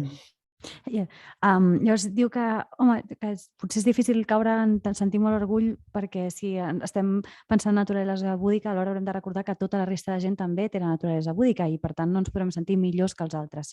Però vaja, en tot cas, sí, no hauríem d'acabar sent massa arrogants o massa autocomplaents. Yeah, and then again we have to shift our focus a little bit, you know, to more to our problematic sides, and our shortcomings, our confusions, our attachment and aversion or distractions. And then just as a method, to then again come back to our, what is it, sort of sane confidence, like self-confidence is good, yes, but it should not go into the normal egoistic thinking. So therefore that we don't think we are already a Buddha or Jesus or whoever, then of course we have to have a reality check with ourselves and see all our shortcomings and hang-ups. Sí. Llavors, diu que, de nou, el que ens pot anar bé si ens passa això, que caiem en una postura massa arrogant, és canviar una miqueta de perspectiva i aleshores començar a pensar en tot el nostre aspecte més problemàtic, la nostra confusió, la nostra evasió, el nostre aferrament, les nostres distraccions, com un mètode per tornar a regular o reajustar una autoconfiança que sigui sana. No? O sigui que l'autoconfiança està bé, però sí que no pot acabar sent massa... Caiem massa en aquesta desviació més egocèntrica i que llavors ja ens pensem que ja som Budes o que ja som Jesús o el que sigui, sinó que hem de també poder-ho compensar amb un examen realista de la nostra problemàtica. And if I'm too proud, then maybe 4 questions I ask myself to bring me down to earth, and that helps me to, so I check myself with four criteria, and that helps me to see, yes, I'm definitely not a Buddha, Jo que si es veu massa orgullós, hi ha 4 preguntes que l'ajuden, que si es fa que aquestes 4 preguntes ajuda a tornar a tocar de peus a terra i veure que definitivament no és un Buddha. So that is like signs of a good practitioner, that we are practicing correctly. And one is to have lucid dreamings all the time.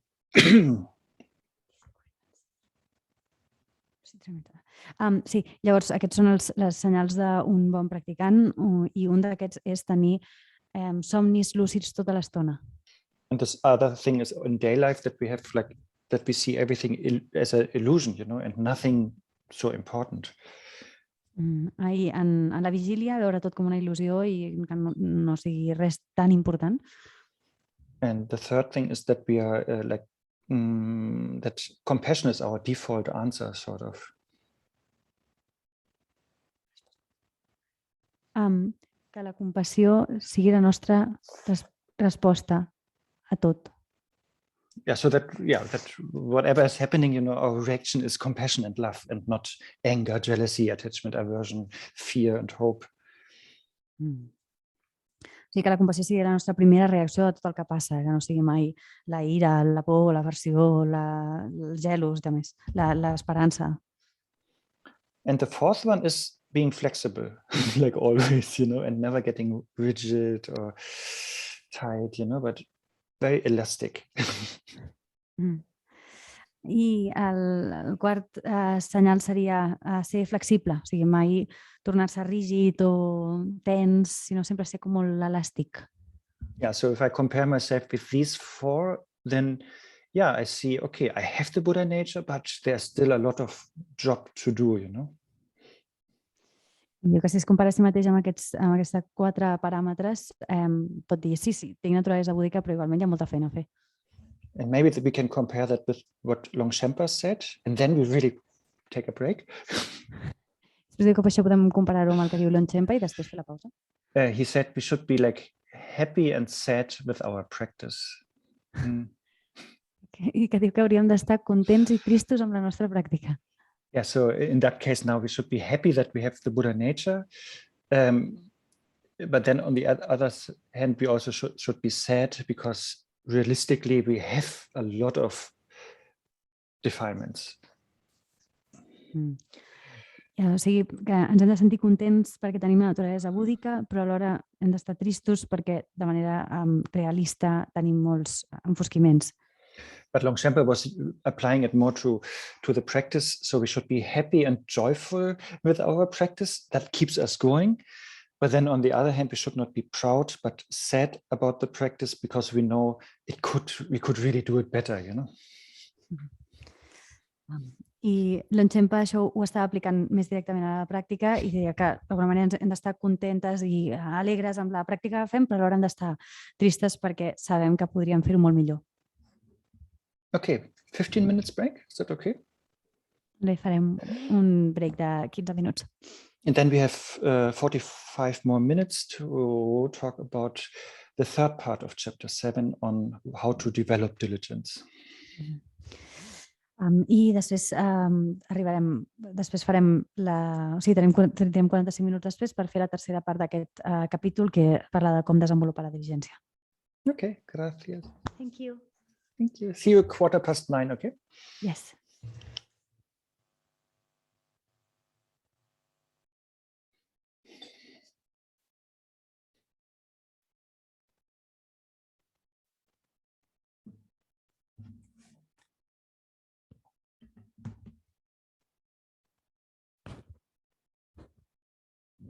Okay, thank you for still being awake. So then let's continue. So as I said, we have like 3 parts of chapter 7. The first one was like, yeah, we understand what diligence is and why we need it. And then the second, we also discussed already what is the opposite of diligence, and that was laziness, with 3 types of laziness. Gràcies per mantenir-vos despertes. Continuem. Ja hem fet les primeres parts d'aquest capítol 7. La primera part és entendre què és la diligència i la segona part és entendre quin és el seu oposat, que és la mandra. Hem presentat els 3 tipus de mandra. And by that, believe it or not, we covered the first 30 verses. I tant si ens ho creiem com si no, amb això ja hem cobert els primers 30 estrofes. And then in the remaining verses, 31 to 76, Shantideva is mentioning 6 forces or strength or 6 conducive factors for diligence. I llavors les estrofes que queden, de 31 a 76, se'ns presenten 6 forces o factors facilitadors de la diligència. And they also don't come from nothing. We know that from Madhyamika, everything has causes and conditions. So in verse 31, in the last half of that, Shantideva is explaining how to bring about these 6 strengths. I per descomptat no venen de res, sinó que d'acord amb el Madhyamika tot depèn d'unes causes i condicions. I aquí al vers 31 Shantideva està ensenyant com fer sorgir la diligència. So basically we have to understand 2 things, which is negative actions lead to suffering and positive actions lead to benefits. I bàsicament hem d'entendre 2 coses, que les accions negatives comporten patiment i que les accions positives beneficien. So basically we should contemplate on karma, and then of course based on that understanding, we try to avoid negative actions and we try to adopt positive actions. Per tant, hem de contemplar el karma i basant-nos en aquesta comprensió hem d'intentar evitar les accions negatives i intentar adoptar les accions positives. So based on these 2 understandings, what positive or negative actions bring about, then the first strength of aspiration or motivation is generated. I basant-nos en aquestes 2 comprensions del que comporten les accions negatives i les positives, llavors es genera aquesta primera força, que és l'aspiració o la motivació. Yeah, so that is the first strength in Tibetan Möpa, for those who are interested. So it's the wish or devotion even to accomplish positive actions.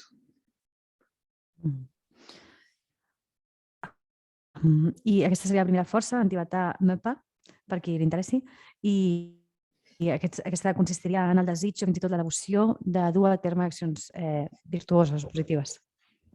And yeah, as I already mentioned, to generate that, and that is then explained in verse 41 to 44, we contemplate a lot on causality, on cause and effect. I com ha dit abans, per generar això, i això s'explica en les estrofes de la 41 a la 44, contemplem moltíssim la causalitat, en la llei de la causa i l'efecte.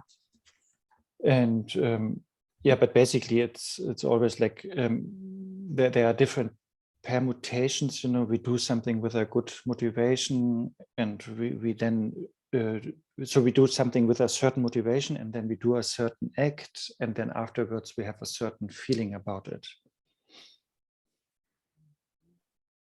I bàsicament es parla de diferents transformacions en les que fem alguna cosa amb una determinada motivació i tenim una certa sensació resultant d'allò. That is a big Abhidharma topic when we study karma, but yeah, I think these 3 points here are mentioned again and again in these verses. De fet, aquest seria un gran tema des del punt de vista de l'Abhidharma, però aquests 3 punts sí que es repeteixen una vegada i una altra. And yeah, as I said, there can be all different permutations. You know, I can do a positive, I can have a positive motivation, and then, but unfortunately, I do a negative action with that. So maybe I want to help somebody, but accidentally I harm that person. So a positive motivation, negative action, and then the feeling afterwards is then I regret it, hopefully. So that is then, in that term, is a positive feeling afterwards, the regret of a negative action. And then the teachings on karma explain what result is coming from that, you know, if it's like positive, negative, positive, for example, you know. I poden haver diferents tipus de, abans he dit transformacions, perdó, són combinacions. Per exemple, podria tenir una motivació positiva de voler ajudar algú, però acaba fent una acció negativa, per exemple, accidentalment acaba fent mal a aquella persona, llavors començaria una motivació positiva, acabant amb més una acció negativa, i el sentiment resultant seria el penediment, i si em penedeixo de manera adequada, això acabaria sent, es consideraria un sentiment resultant positiu. Llavors, aquí hi ha moltes ensenyances del karma que acaben explicant com funcionen aquestes combinacions, per exemple, en aquest cas, positiu, negatiu, positiu. So, I mean, we can assume like just generally that might be a mixed outcome, you know, because we have positive parts in that whole act and we have also negative parts because we hurt somebody, you know.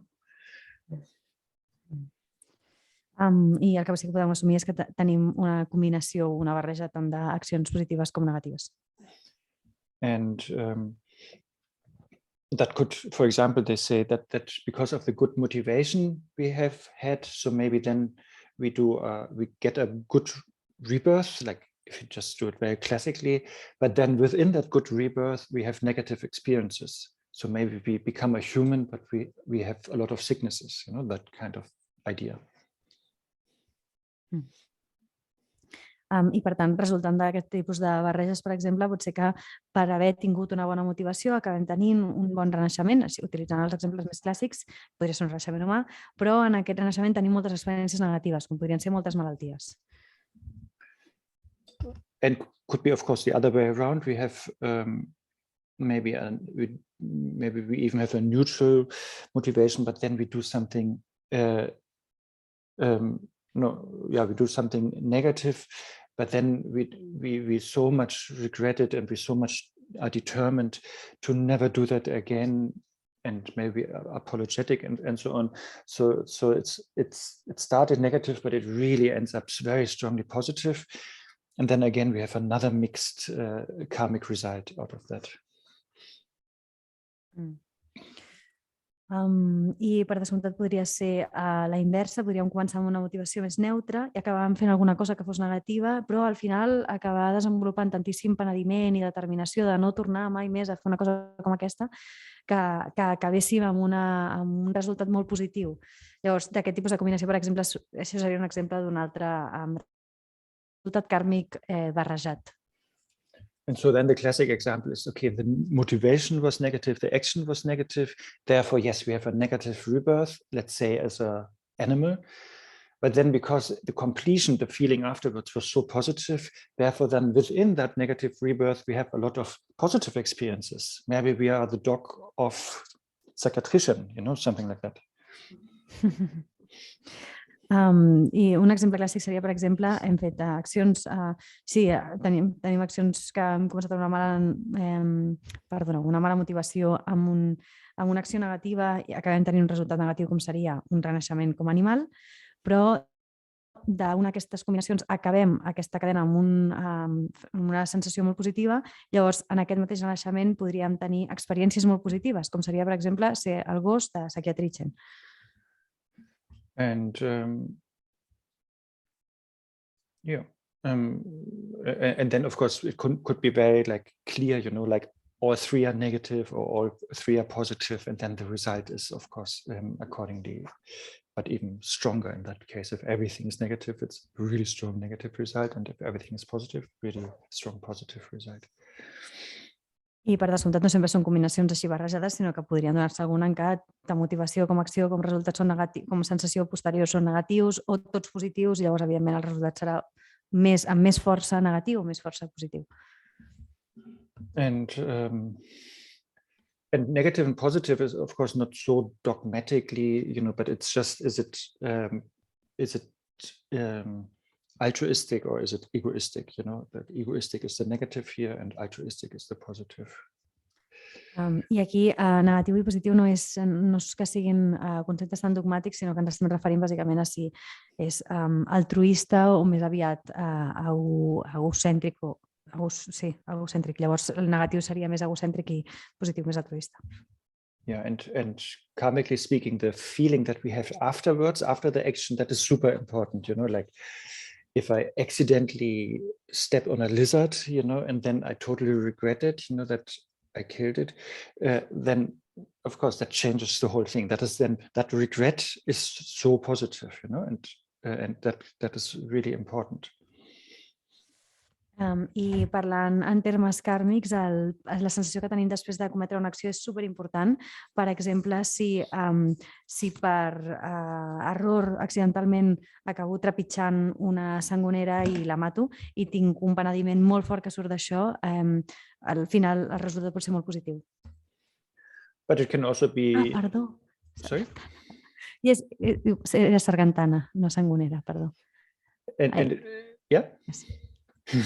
But it could also be that maybe I see, I don't know, Mickey wanting to give a lot of money to Raphael, and then he's doing it, and then I go to Mickey and tell him, oh, that was bad, and then he is regretting that positive action, and then this regret of a positive action is, of course, it's a very negative feeling afterwards, and that is destroying his good action,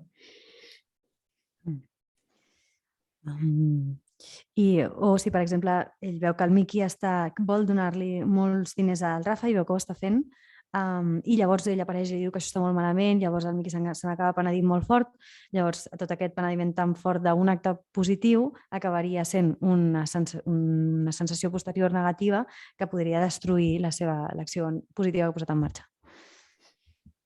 Yeah, and so basically that is an important topic to contemplate on karma, and of course this we can find in all the classical standard books in each tradition.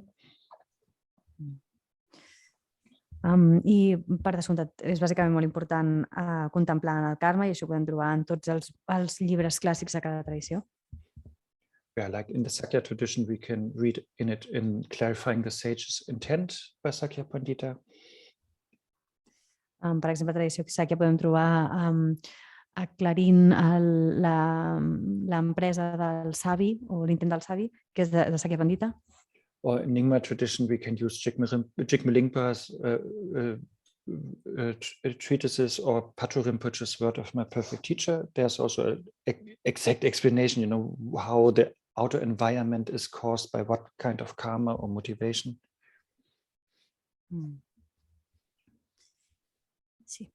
Per exemple, de la tradició Nyingma podem trobar els tractats de Jigme Lingpa o les paraules del nostre perfecte de Patrul Rinpoche, en què es descriuen tots els ambients externs que s'acaben generant a partir d'un determinat karma o una determinada motivació.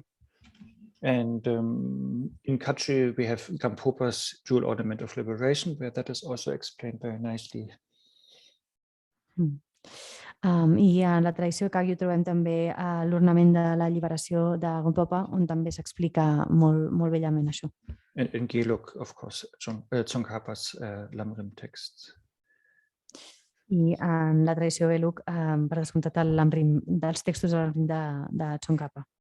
So that is a huge topic, and so the advice here is to contemplate on that, and then by that we develop aspiration, the wish to accomplish positive actions.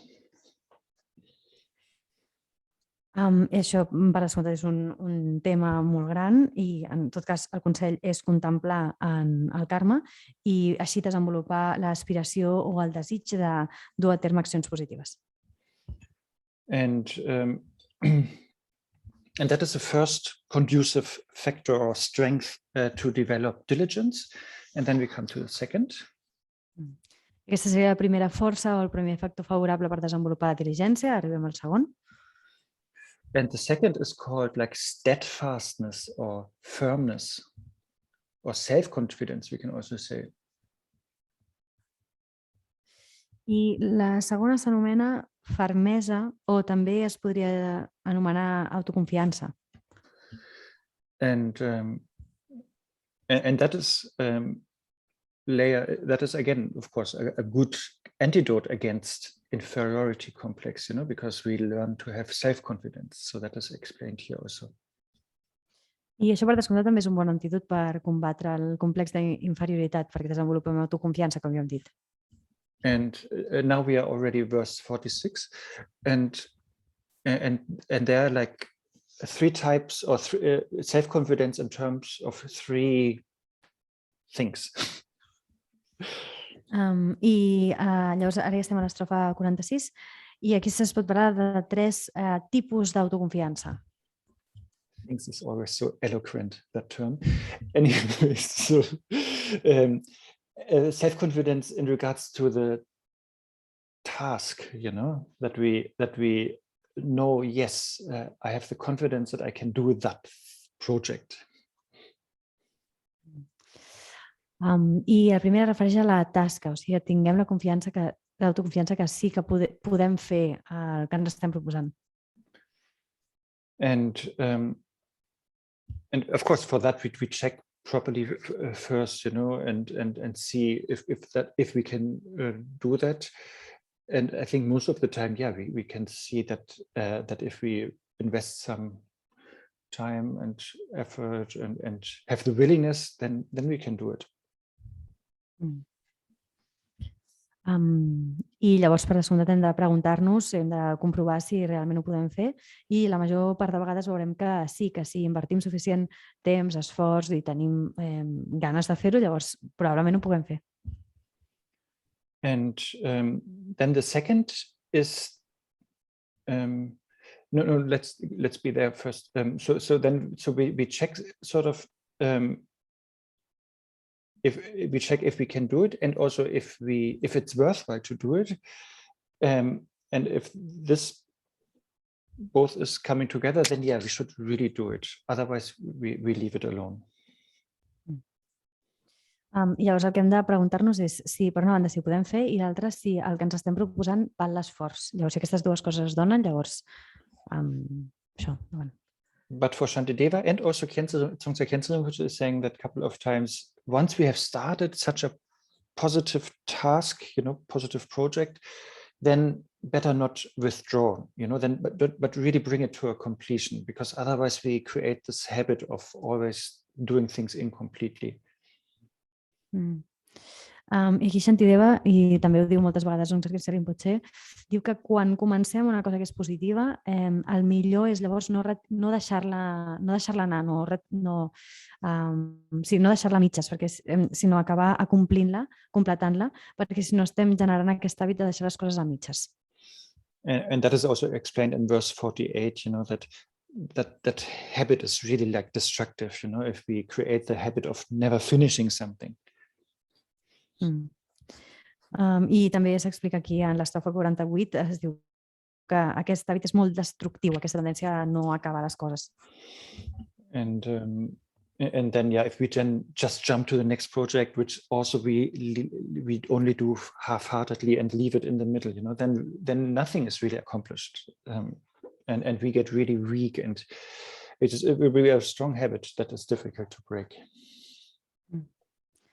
I després llavors anem generant aquest hàbit que és tan fort i tan difícil de trencar, d'anar saltant d'un projecte a l'altre i sempre fent-los a mitges i llavors no acabar aconseguint res del tot. Yeah, so therefore check well, is that something that is worthwhile, and am I able to do that? And then yes, do it. Ens hem de preguntar bé si som capaces de fer-ho i si la cosa s'ho mereix, i llavors si és així hem de dur-la a terme. It's not written in Shantideva's text, but of course, common sense tells us, if in the middle of the project we see it's totally useless, and we really reflect and examine it, and then stop it, that is of course okay, I per descomptat això no es diuen les paraules de Shantideva, però si enmig del projecte veiem que realment no té cap sentit i ho hem reflexionat i examinat de manera adequada, per descomptat podem deixar estar. And then the other confidence, so that is confidence in regards to the project that we are doing, and the other confidence is more regarding our abilities, that we look into our abilities. Llavors, aquesta confiança que estàvem parlant refereix al projecte que estem duent a terme, l'altra té a veure amb les nostres habilitats. And there it is important to not get over, even though that is the next confidence, but here already it is mentioned by Shantideva, it is important to watch out for our negative emotions, if they're arising because they make us weak. I llavors aquí és important, tot i que estiguem parlant d'una altra confiança, també ho diu Shantideva, que hem de vigilar que no apareguin les emocions negatives perquè llavors ens debiliten. But we should, again, remember our Buddha nature, and that this is something that is really accessible, of course not fully, but we have qualities, and then with that we should have the confidence, as Shantideva is saying in verse 55, I will conquer everything and nothing at all shall conquer me. I llavors aquí hauríem de recordar la nostra naturalesa búdica, que és accessible, no de manera completa, però que sí que és cert que tenim qualitats, i això ens ha de donar la confiança. Per exemple, en l'estrofa 55 es diu ho conqueriré tot i res em vencerà. That is sort of in Vajrayana also, but not only there, like what Vajra is standing for, it can destroy everything, but nothing can destroy it. I això és exactament el que simbolitza el Vajra en el Vajrayana, que és que ho pot destruir tot i és indestructible. That's why I said this second strength, what we are talking right now about, is also called firmness. We have that firmness, that everything can be crushed, all the defilements. We never talk about others, that we crush others, but we can crush all our habits, our fears, our defilements, but they cannot crush us, I és per això que aquesta... Or difficulties, we can conquer all difficulties, but no difficulty will overwhelm us. Sorry about that. I aquesta segona força, per això també s'anomena fermesa, perquè és capaç de trencar, d'acabar amb tots els nostres enganys, amb totes les nostres pors, amb totes les dificultats. Aquí mai es parla dels altres, només d'això, dels enganys i de més, però aquests no ens poden vèncer o no ens poden destruir a nosaltres.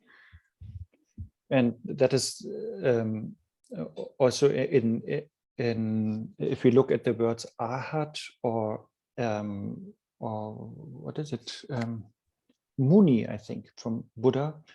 You know, that's an epithet or nickname of Buddha is Muni, the Muni.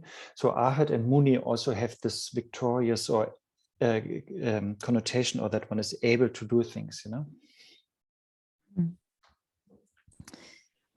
I de fet això també és una connotació que recullen les paraules com Arahat o Muni, que és una de les maneres també de referir-se al Buda, que tenen aquesta connotació de victoriós, d'algú que és capaç de fer coses, d'aconseguir coses. So Arhat is translated as foe destroyer, so destroying all the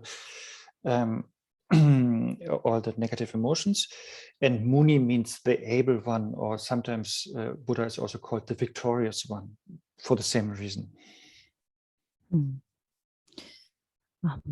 I Arahat vol dir el que destrueix els enemics, que són les emocions negatives, i Muni vol dir aquell que és capaç o aquell que és victoriós. I totes aquestes dues paraules recullen el mateix motiu darrere. El mateix motiu darrere. And yeah, maybe that is similar to Raphael's thing, but that is really like a Shantideva is using the same word sometimes, like pride, you know, Nagyal, which means like victorious I, sort of, you know, like I, victorious I, and he's using that, he's playing with that. He's also using that here, what we maybe in English would say self-confidence. So it is, and he's also explaining that that is not self-importance or egoism, but it's just the joyful self-confidence that you know you can do things, you know, but you're not comparing yourself with anyone. I aquí potser surt una idea similar al que estava discutint abans amb el Rafa, que és que aquí Shantideva fins i tot utilitza la paraula orgull, Nagyari, Nagyar, que vol dir, es tradueix com el jo victoriós, que aquí potser traduiria més aviat com a això, autoconfiança, i que no és donar-se molta importància o l'egocentrisme, sinó que és una autoconfiança joiosa que no es compara amb ningú. And yeah, in Vajrayana we also have that, you know, like this pride to be the deity, you know, so it's just like we know we have the Buddha nature, you know, we know that by nature we are sort of sane, you know, and not confused, and therefore we are able to do things. I això també tenim a la Vajrayana, en què hi ha aquest orgull de la deïtat, en què parla bàsicament de que sabem que tenim la naturalesa búdica, que per naturalesa tenim estem, com es diu, cuerdos, que tenim com salut mental, per dir-ho així, que no hi ha confusió i per tant som capaces de fer coses. But the usual self-importance is like arrogance or pride, negative pride, you know, it's a defiled mind, we feel better than others, it's very egoistic. I en canvi, quan parlem de donar-se molta importància d'aquesta part més egocèntrica, això estaríem parlant de l'arrogància, d'un orgull negatiu, que es pensa que són millors que els altres i parla d'una ment molt enganyada, no? Una expressió egocèntrica.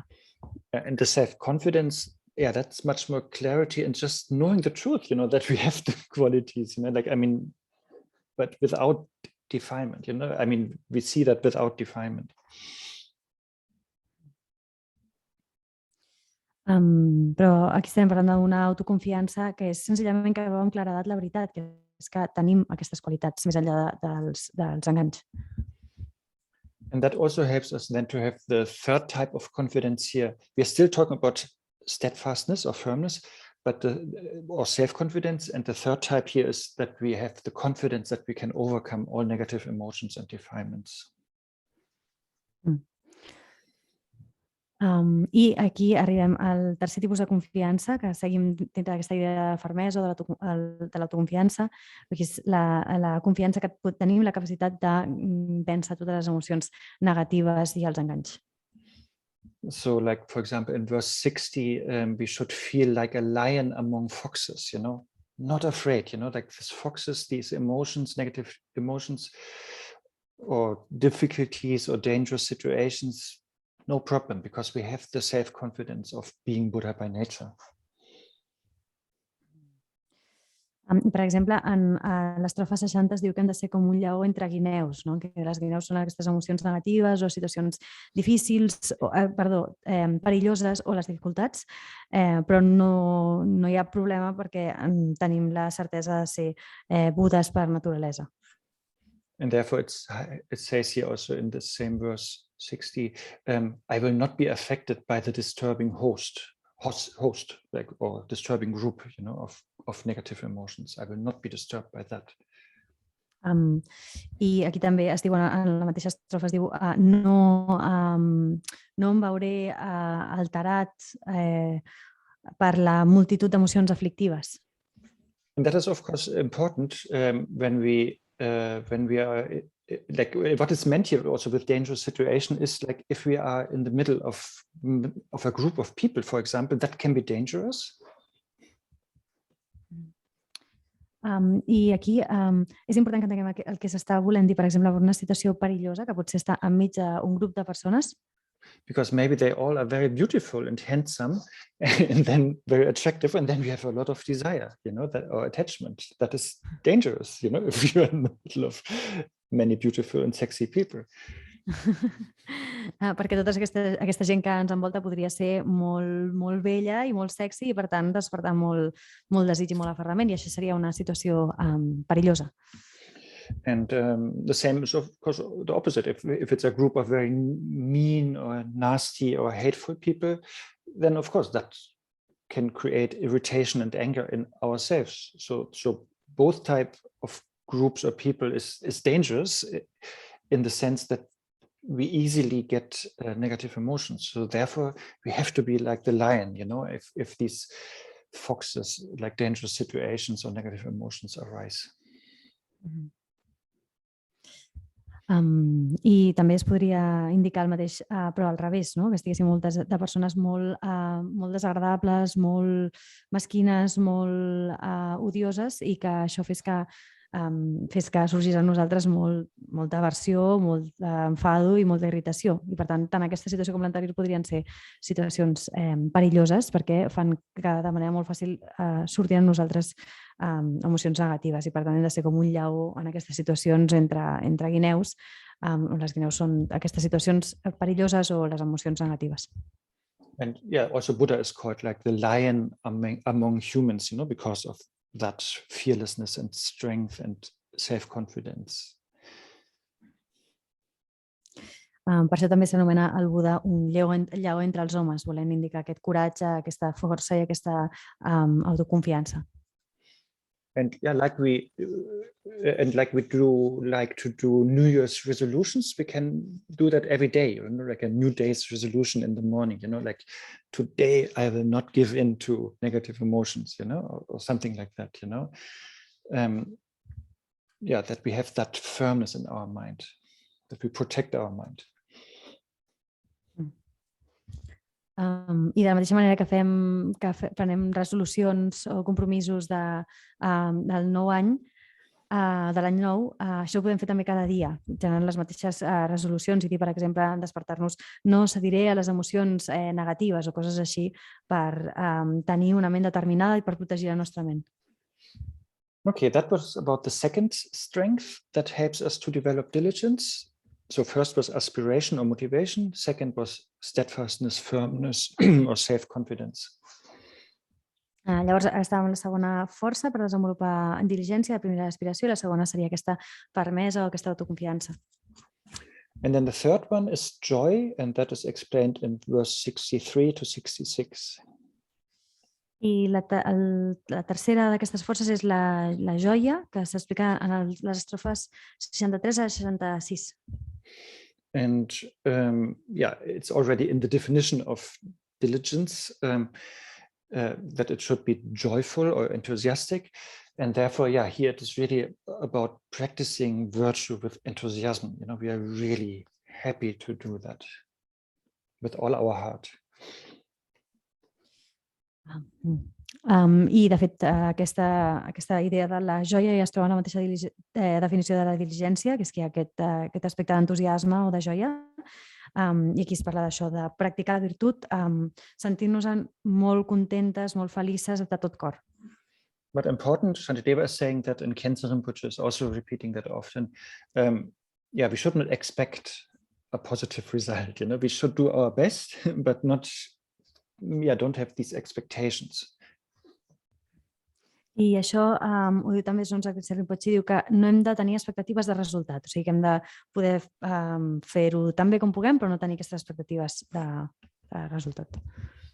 But the opposite, yeah, we should try our best and rejoice in that, because if we're getting too much expectations, then yeah, we can only get frustrated, depressed, or getting a burnout at some point.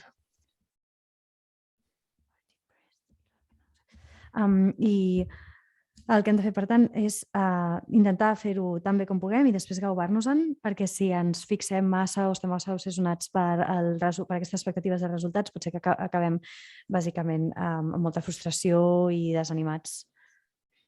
Yeah, so we should focus, again, it's so often just a matter of focus or identification, and here we should just focus on the good things that we are doing and celebrate them. I sovint és una qüestió de focus o d'allò amb el que ens estem identificant. En aquest cas hauríem d'estar identificant les coses bones que estem fent i sí celebrar-les. Yeah, and since how I do this Shantideva chapter today, of course, I'm not going like word by word into the verses, so a lot of poetic things are lost. So at least like I read like 2 lines, which I find very nicely. Diu que tal com està explicant ara el capítol de Shantideva, i no ho estem fent paraula per paraula, es perden moltes parts poètiques, així que com a mínim ens llegirà un parell de línies que li agraden molt. So here in verse 66, it says, as a conclusion of joy, it says, just as an elephant tormented by the midday sun plunges into a cool, refreshing lake. I aquí, per exemple, es llegeix com a conclusió de com s'ha de practicar la diligència en l'estrofa 66, diu com un elefant atormentat pel sol del migdia entra a les aigües d'un llac refrescant. So yeah, if there's I guess an Indian elephant or African elephant, doesn't matter, both live really like in the hot sun all the day. And then of course, if the sun is at the zenith, then it's a lot of suffering also for them. And then if they see a cool lake or river, you know, then it's so much joy, and without hesitation, they jump into it, you know. Per exemple, si ens imaginem un elefant indi o africà que està patint moltíssim sota el sol calent del migdia, que està just com al punt del mig del cel, doncs aquí hi hauria molt de patiment, i si veu un riu o un llac refrescant, fred, sense cap tipus de vacil·lació i amb joia s'hi tiraria a dins. Yeah, so with the same joy, you know, enthusiastically, we should jump into the bodhichitta practice. I amb el mateix gaudi i amb el mateix entusiasme hauríem d'entregar-nos a la pràctica de bodhichitta. Okay, that was the poetic segment today. And then the next strength is number 4, and that is, I don't know, maybe moderation is good, as a good translation, moderation. Aquest seria el segment poètic, el que ens ha dit abans. Llavors arribarem a la següent força, que és la 4, que diu que potser una bona traducció seria motivació. Moderació, perdoneu. That is one verse, 67, and it means sort of that we take sometimes a pause or to regenerate.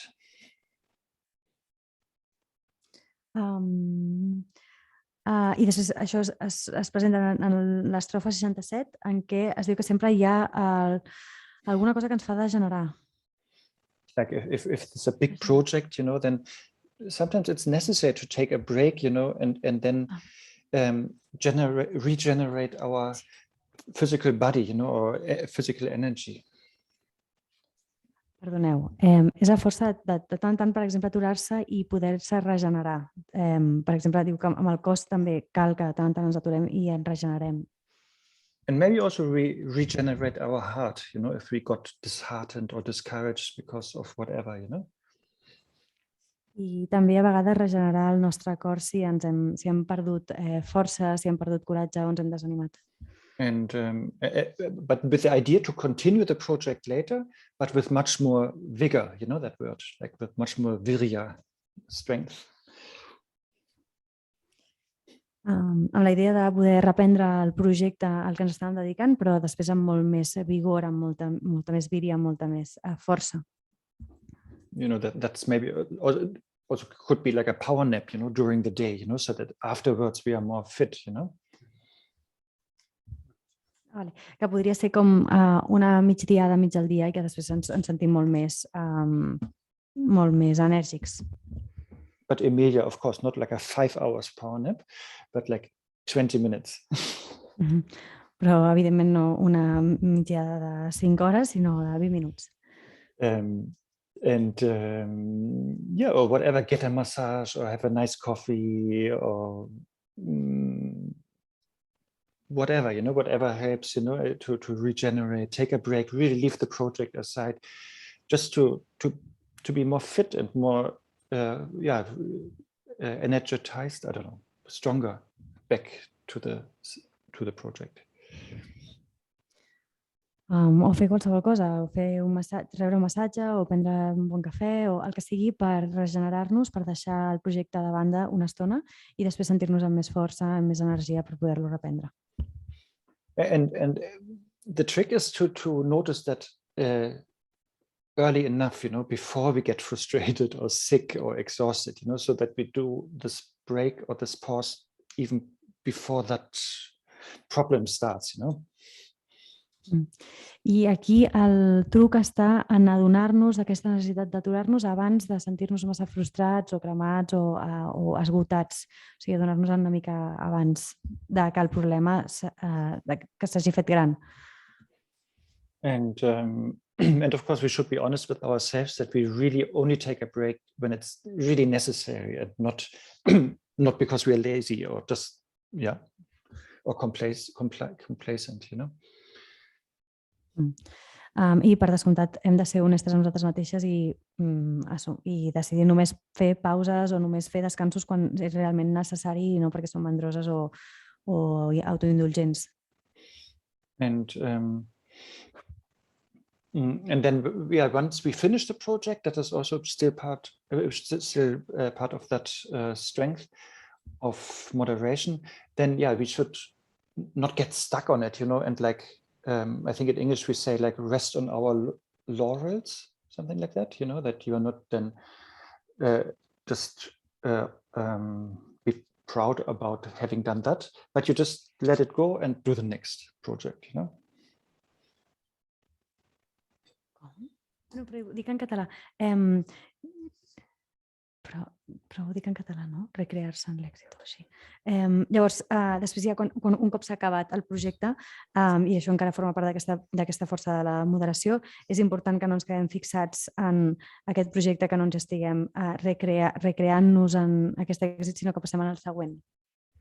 Sorry guys, I see it's late, but I think in 8 minutes we have done it. Crec que en 8 minuts ho tenim. I did that, like when I was younger, I was playing basketball, and whenever I did a good thing, I sort of was so proud about it, and then for 1 minute I was not playing at all anymore in the game, because I was just so impressed what I just did. And so Shantideva is saying, don't do that, but just continue, after one good thing, just do the next good thing, I parla de quan ell jugava a bàsquet i que quan feia alguna cosa que li sortia bé es quedava molt de temps, es quedava com impressionat pel que havia fet, i llavors el que diu Shantideva aquí és que no, que seguim jugant. yeah, as a doctor, we have this, or as a surgeon, actually, one says, a surgeon's job is never done. And, and likewise here, a bodhisattva's job is never done. So therefore, yeah, do the next thing, I com a metge diu, com a cirurgià es diu que la feina d'un cirurgià mai està acabada, doncs aquí també com a bodhisattva la nostra feina tampoc està mai acabada. Okay, then number 5, it's called earnest practice. Earnest, like one is like devoted or honest or serious about it, like practicing the antidotes. I la 5a es diu pràctica honesta o seriosa o rigorosa, que és l'aplicació dels antídots. Rigorosa, dolorosa. Yeah, one is really like yeah, one means it, one is really like doing it, and maybe this oomph, I el que vol dir això és que un ho està fent la pràctica de debò, com amb tot l'ímpetu. Yeah, the example is if you are a good trained warrior, like a soldier, in the battle, that you really avoid the negative emotions, the enemies, and yeah, you have this drive to fight against them. I l'exemple seria el d'un guerrer o un soldat molt ben entrenat que a mig de la batalla és capaç d'anar evitant els enemics, les emocions negatives. And as a good warrior, you of course you are very mindful and fast and alert and flexible, I com a bon guerrer estàs molt atent, tens molta alerta i ets molt flexible. And the necessity to be fast is also explained, like if one is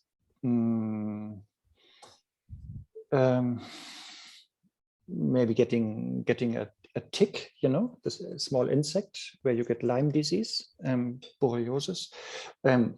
So if you have it, if you get it, this thing, then the bacteria, they can come to the blood very quickly, and make you sick with Lyme disease. So therefore, yeah, take it out quickly, that is verse 70. So this fastness is important when we work with our negative emotions. Que la necessitat de ser ràpid s'explica, per exemple, quan hi ha una garrapata que ens podria passar una malaltia en el moment en què ens pica la pell, i sabem que les bactèries poden entrar molt ràpidament a la sang i podríem acabar desenvolupant una malaltia. Llavors, amb la mateixa rapidesa que ens trauríem aquell bitxo del damunt, ens hem de treure del damunt les emocions negatives. Because if we are not quick, the kleshas, the negative emotions really have an imprint on us, and they shape our view, our actions, our karma, our habits, So therefore we have to be quick and not get overwhelmed by them.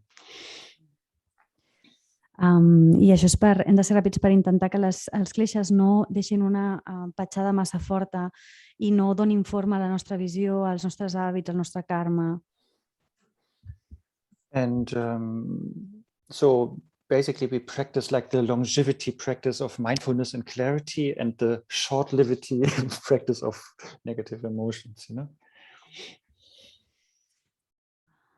I bàsicament el que estem intentant és donar llarga vida a la nostra pràctica del mindfulness, de l'atenció plena, i intentar escurçar la vida de les emocions negatives. The fastness is also exemplified in verse 72. If we have a snake in our lap, like poisonous snake, then of course we get up quickly, to not get poisoned. I aquesta qualitat de ser ràpid també s'exemplifica en l'estrofa 72, en què es diu que si tenim una serp verinosa al damunt de la nostra cama, evidentment ens aixecaríem molt ràpid per intentar evitar que ens piqués, intentar evitar el verí. And then I think that is the only verse in Shantideva's text that it's also important to because it's more Vajrayana thing, but like relying on a guru, but that is in verse 74 that we no, that's not true. It's mentioned a couple of times, of course, but here Khyentse Rinpoche is emphasizing usually here that the importance of a guru is important and to follow his or her instructions. I després també hi ha una estrofa en què Shantideva, en el text de Shantideva, diu que, de fet, ho menciona un parell de vegades, és una cosa més del Vajrayana, que té a veure amb la confiança que està depositant el guru. Aquí surt en l'estrofa 74, que és la que enfatitza normalment Khyentse Rinpoche, que ens parla de la importància del guru i de seguir les seves instruccions. So that concludes strength number 5. So where we like earnestly applying the antidote, which is basically against the negative emotions. I així concloem la 5a força, que és la d'aplicar amb determinació els antídots contra les emocions negatives. And then the last 2 verses of chapter 7 are the strength number 6, which could be like controlling body, speech and mind. I les últimes paraules del capítol 7 parlen d'aquesta 6a força, que és bàsicament el control del cos, la paraula i la ment. Because the problem is usually we always give in to our body, when I want to move, I move, when I want to sleep, I sleep, when I want to eat, I eat. When I want to pick my nose, I pick my nose, and so on. So we are always like just doing it, and whatever comes to our mind, we say or we ask, like those things. Aquí el que ens passa sovint és que acabem cedint sempre, per exemple, el que vol el cos, que si vull dormir, dormo, si vull moure, em moc, si vull menjar, menjo, si vull rascar-me el nas, ho faig, o també amb la ment, que diem o preguntem el primer que se'ns passa pel cap. Therefore, we should here remember chapter 4 and 5, like being careful, conscientious, I think, conscientious or vigilant and mindful. And that really helps us to be aware of what our body, speech and mind is doing. I aquí hem de recordar els capítols 4 i 5è, que se'ns parla que hem de ser vigilants, atents, que hem de tenir capacitat introspectiva per saber què és el que estan fent el nostre cos, paraula i ment. And so then if we have our body and mind and speech under control, then we can easily do what needs to be done, the positive actions, the altruistic actions, the virtuous projects. I un cop tinguem el cos, paraula i ment sota control, serà llavors molt fàcil posar en marxa accions positives o virtuoses o projectes virtuosos altruistes. Normally when we are lazy, we sort of have a very heavy butt. Can we say that? B-U-T-T, bottom. So we don't really move quickly, but with these qualities of chapter 4 and 5, like vigilance, alertness, mindfulness, then that makes our body much lighter, and we jump easily to do good things. De fet, quan som mandrosos, normalment el que ens passa és que ens pesa el cul i llavors ens costa molt moure'ns, i en canvi amb les virtuts de les que se'ns parla en els capítols 4 i 5è, aquesta capacitat d'alerta, d'atenció, de vigilància, això alleugereix molt el nostre cos i fa que fàcilment posem en marxa accions positives. Like when our favorite TV show starts, then suddenly we become active and joyful and flexible. That kind of thing we should have with virtuous actions. Per exemple, si apareix com l'estrella famosa de tele que ens agrada, llavors ràpidament saltem cap a ella de manera molt activa, molt alegre i molt flexible. Doncs això mateix és les virtuts que necessitem aquí. And then, as a auspicious conclusion, let's look at the last verse. It's again poetic one, verse 76. Still the same strength, the strength of controlling body and speech and mind. I llavors, com una conclusió de bon auspici, anem a mirar l'última estrofa, que és la 76, que també és un altre moment més poètic i encara està parlant d'aquesta última força. So, and here it says, just as the wind blowing back and forth, De la mateixa manera que el vent mou d'una banda a l'altra, and that wind controls the movement of a piece of cotton, i aquest vent controla el moviment d'un tros d'una tela de cotó, so shall I be controlled by joy, així mateix jo he de ser moguda pel gaudi, controlada pel gaudi, and in this way accomplish everything. i d'aquesta manera aconseguir-ho tot. Yeah, so we, I guess, are like the cotton, and not like a heavy stone or something, like this, what I meant earlier, the heavy butt, but we are very, very light, like a cotton. Així que nosaltres seríem aquesta tela de cotó, que és molt lleugera, que no és una pedra pesada, amb aquesta idea de que ens pesi el cul que hem mencionat abans.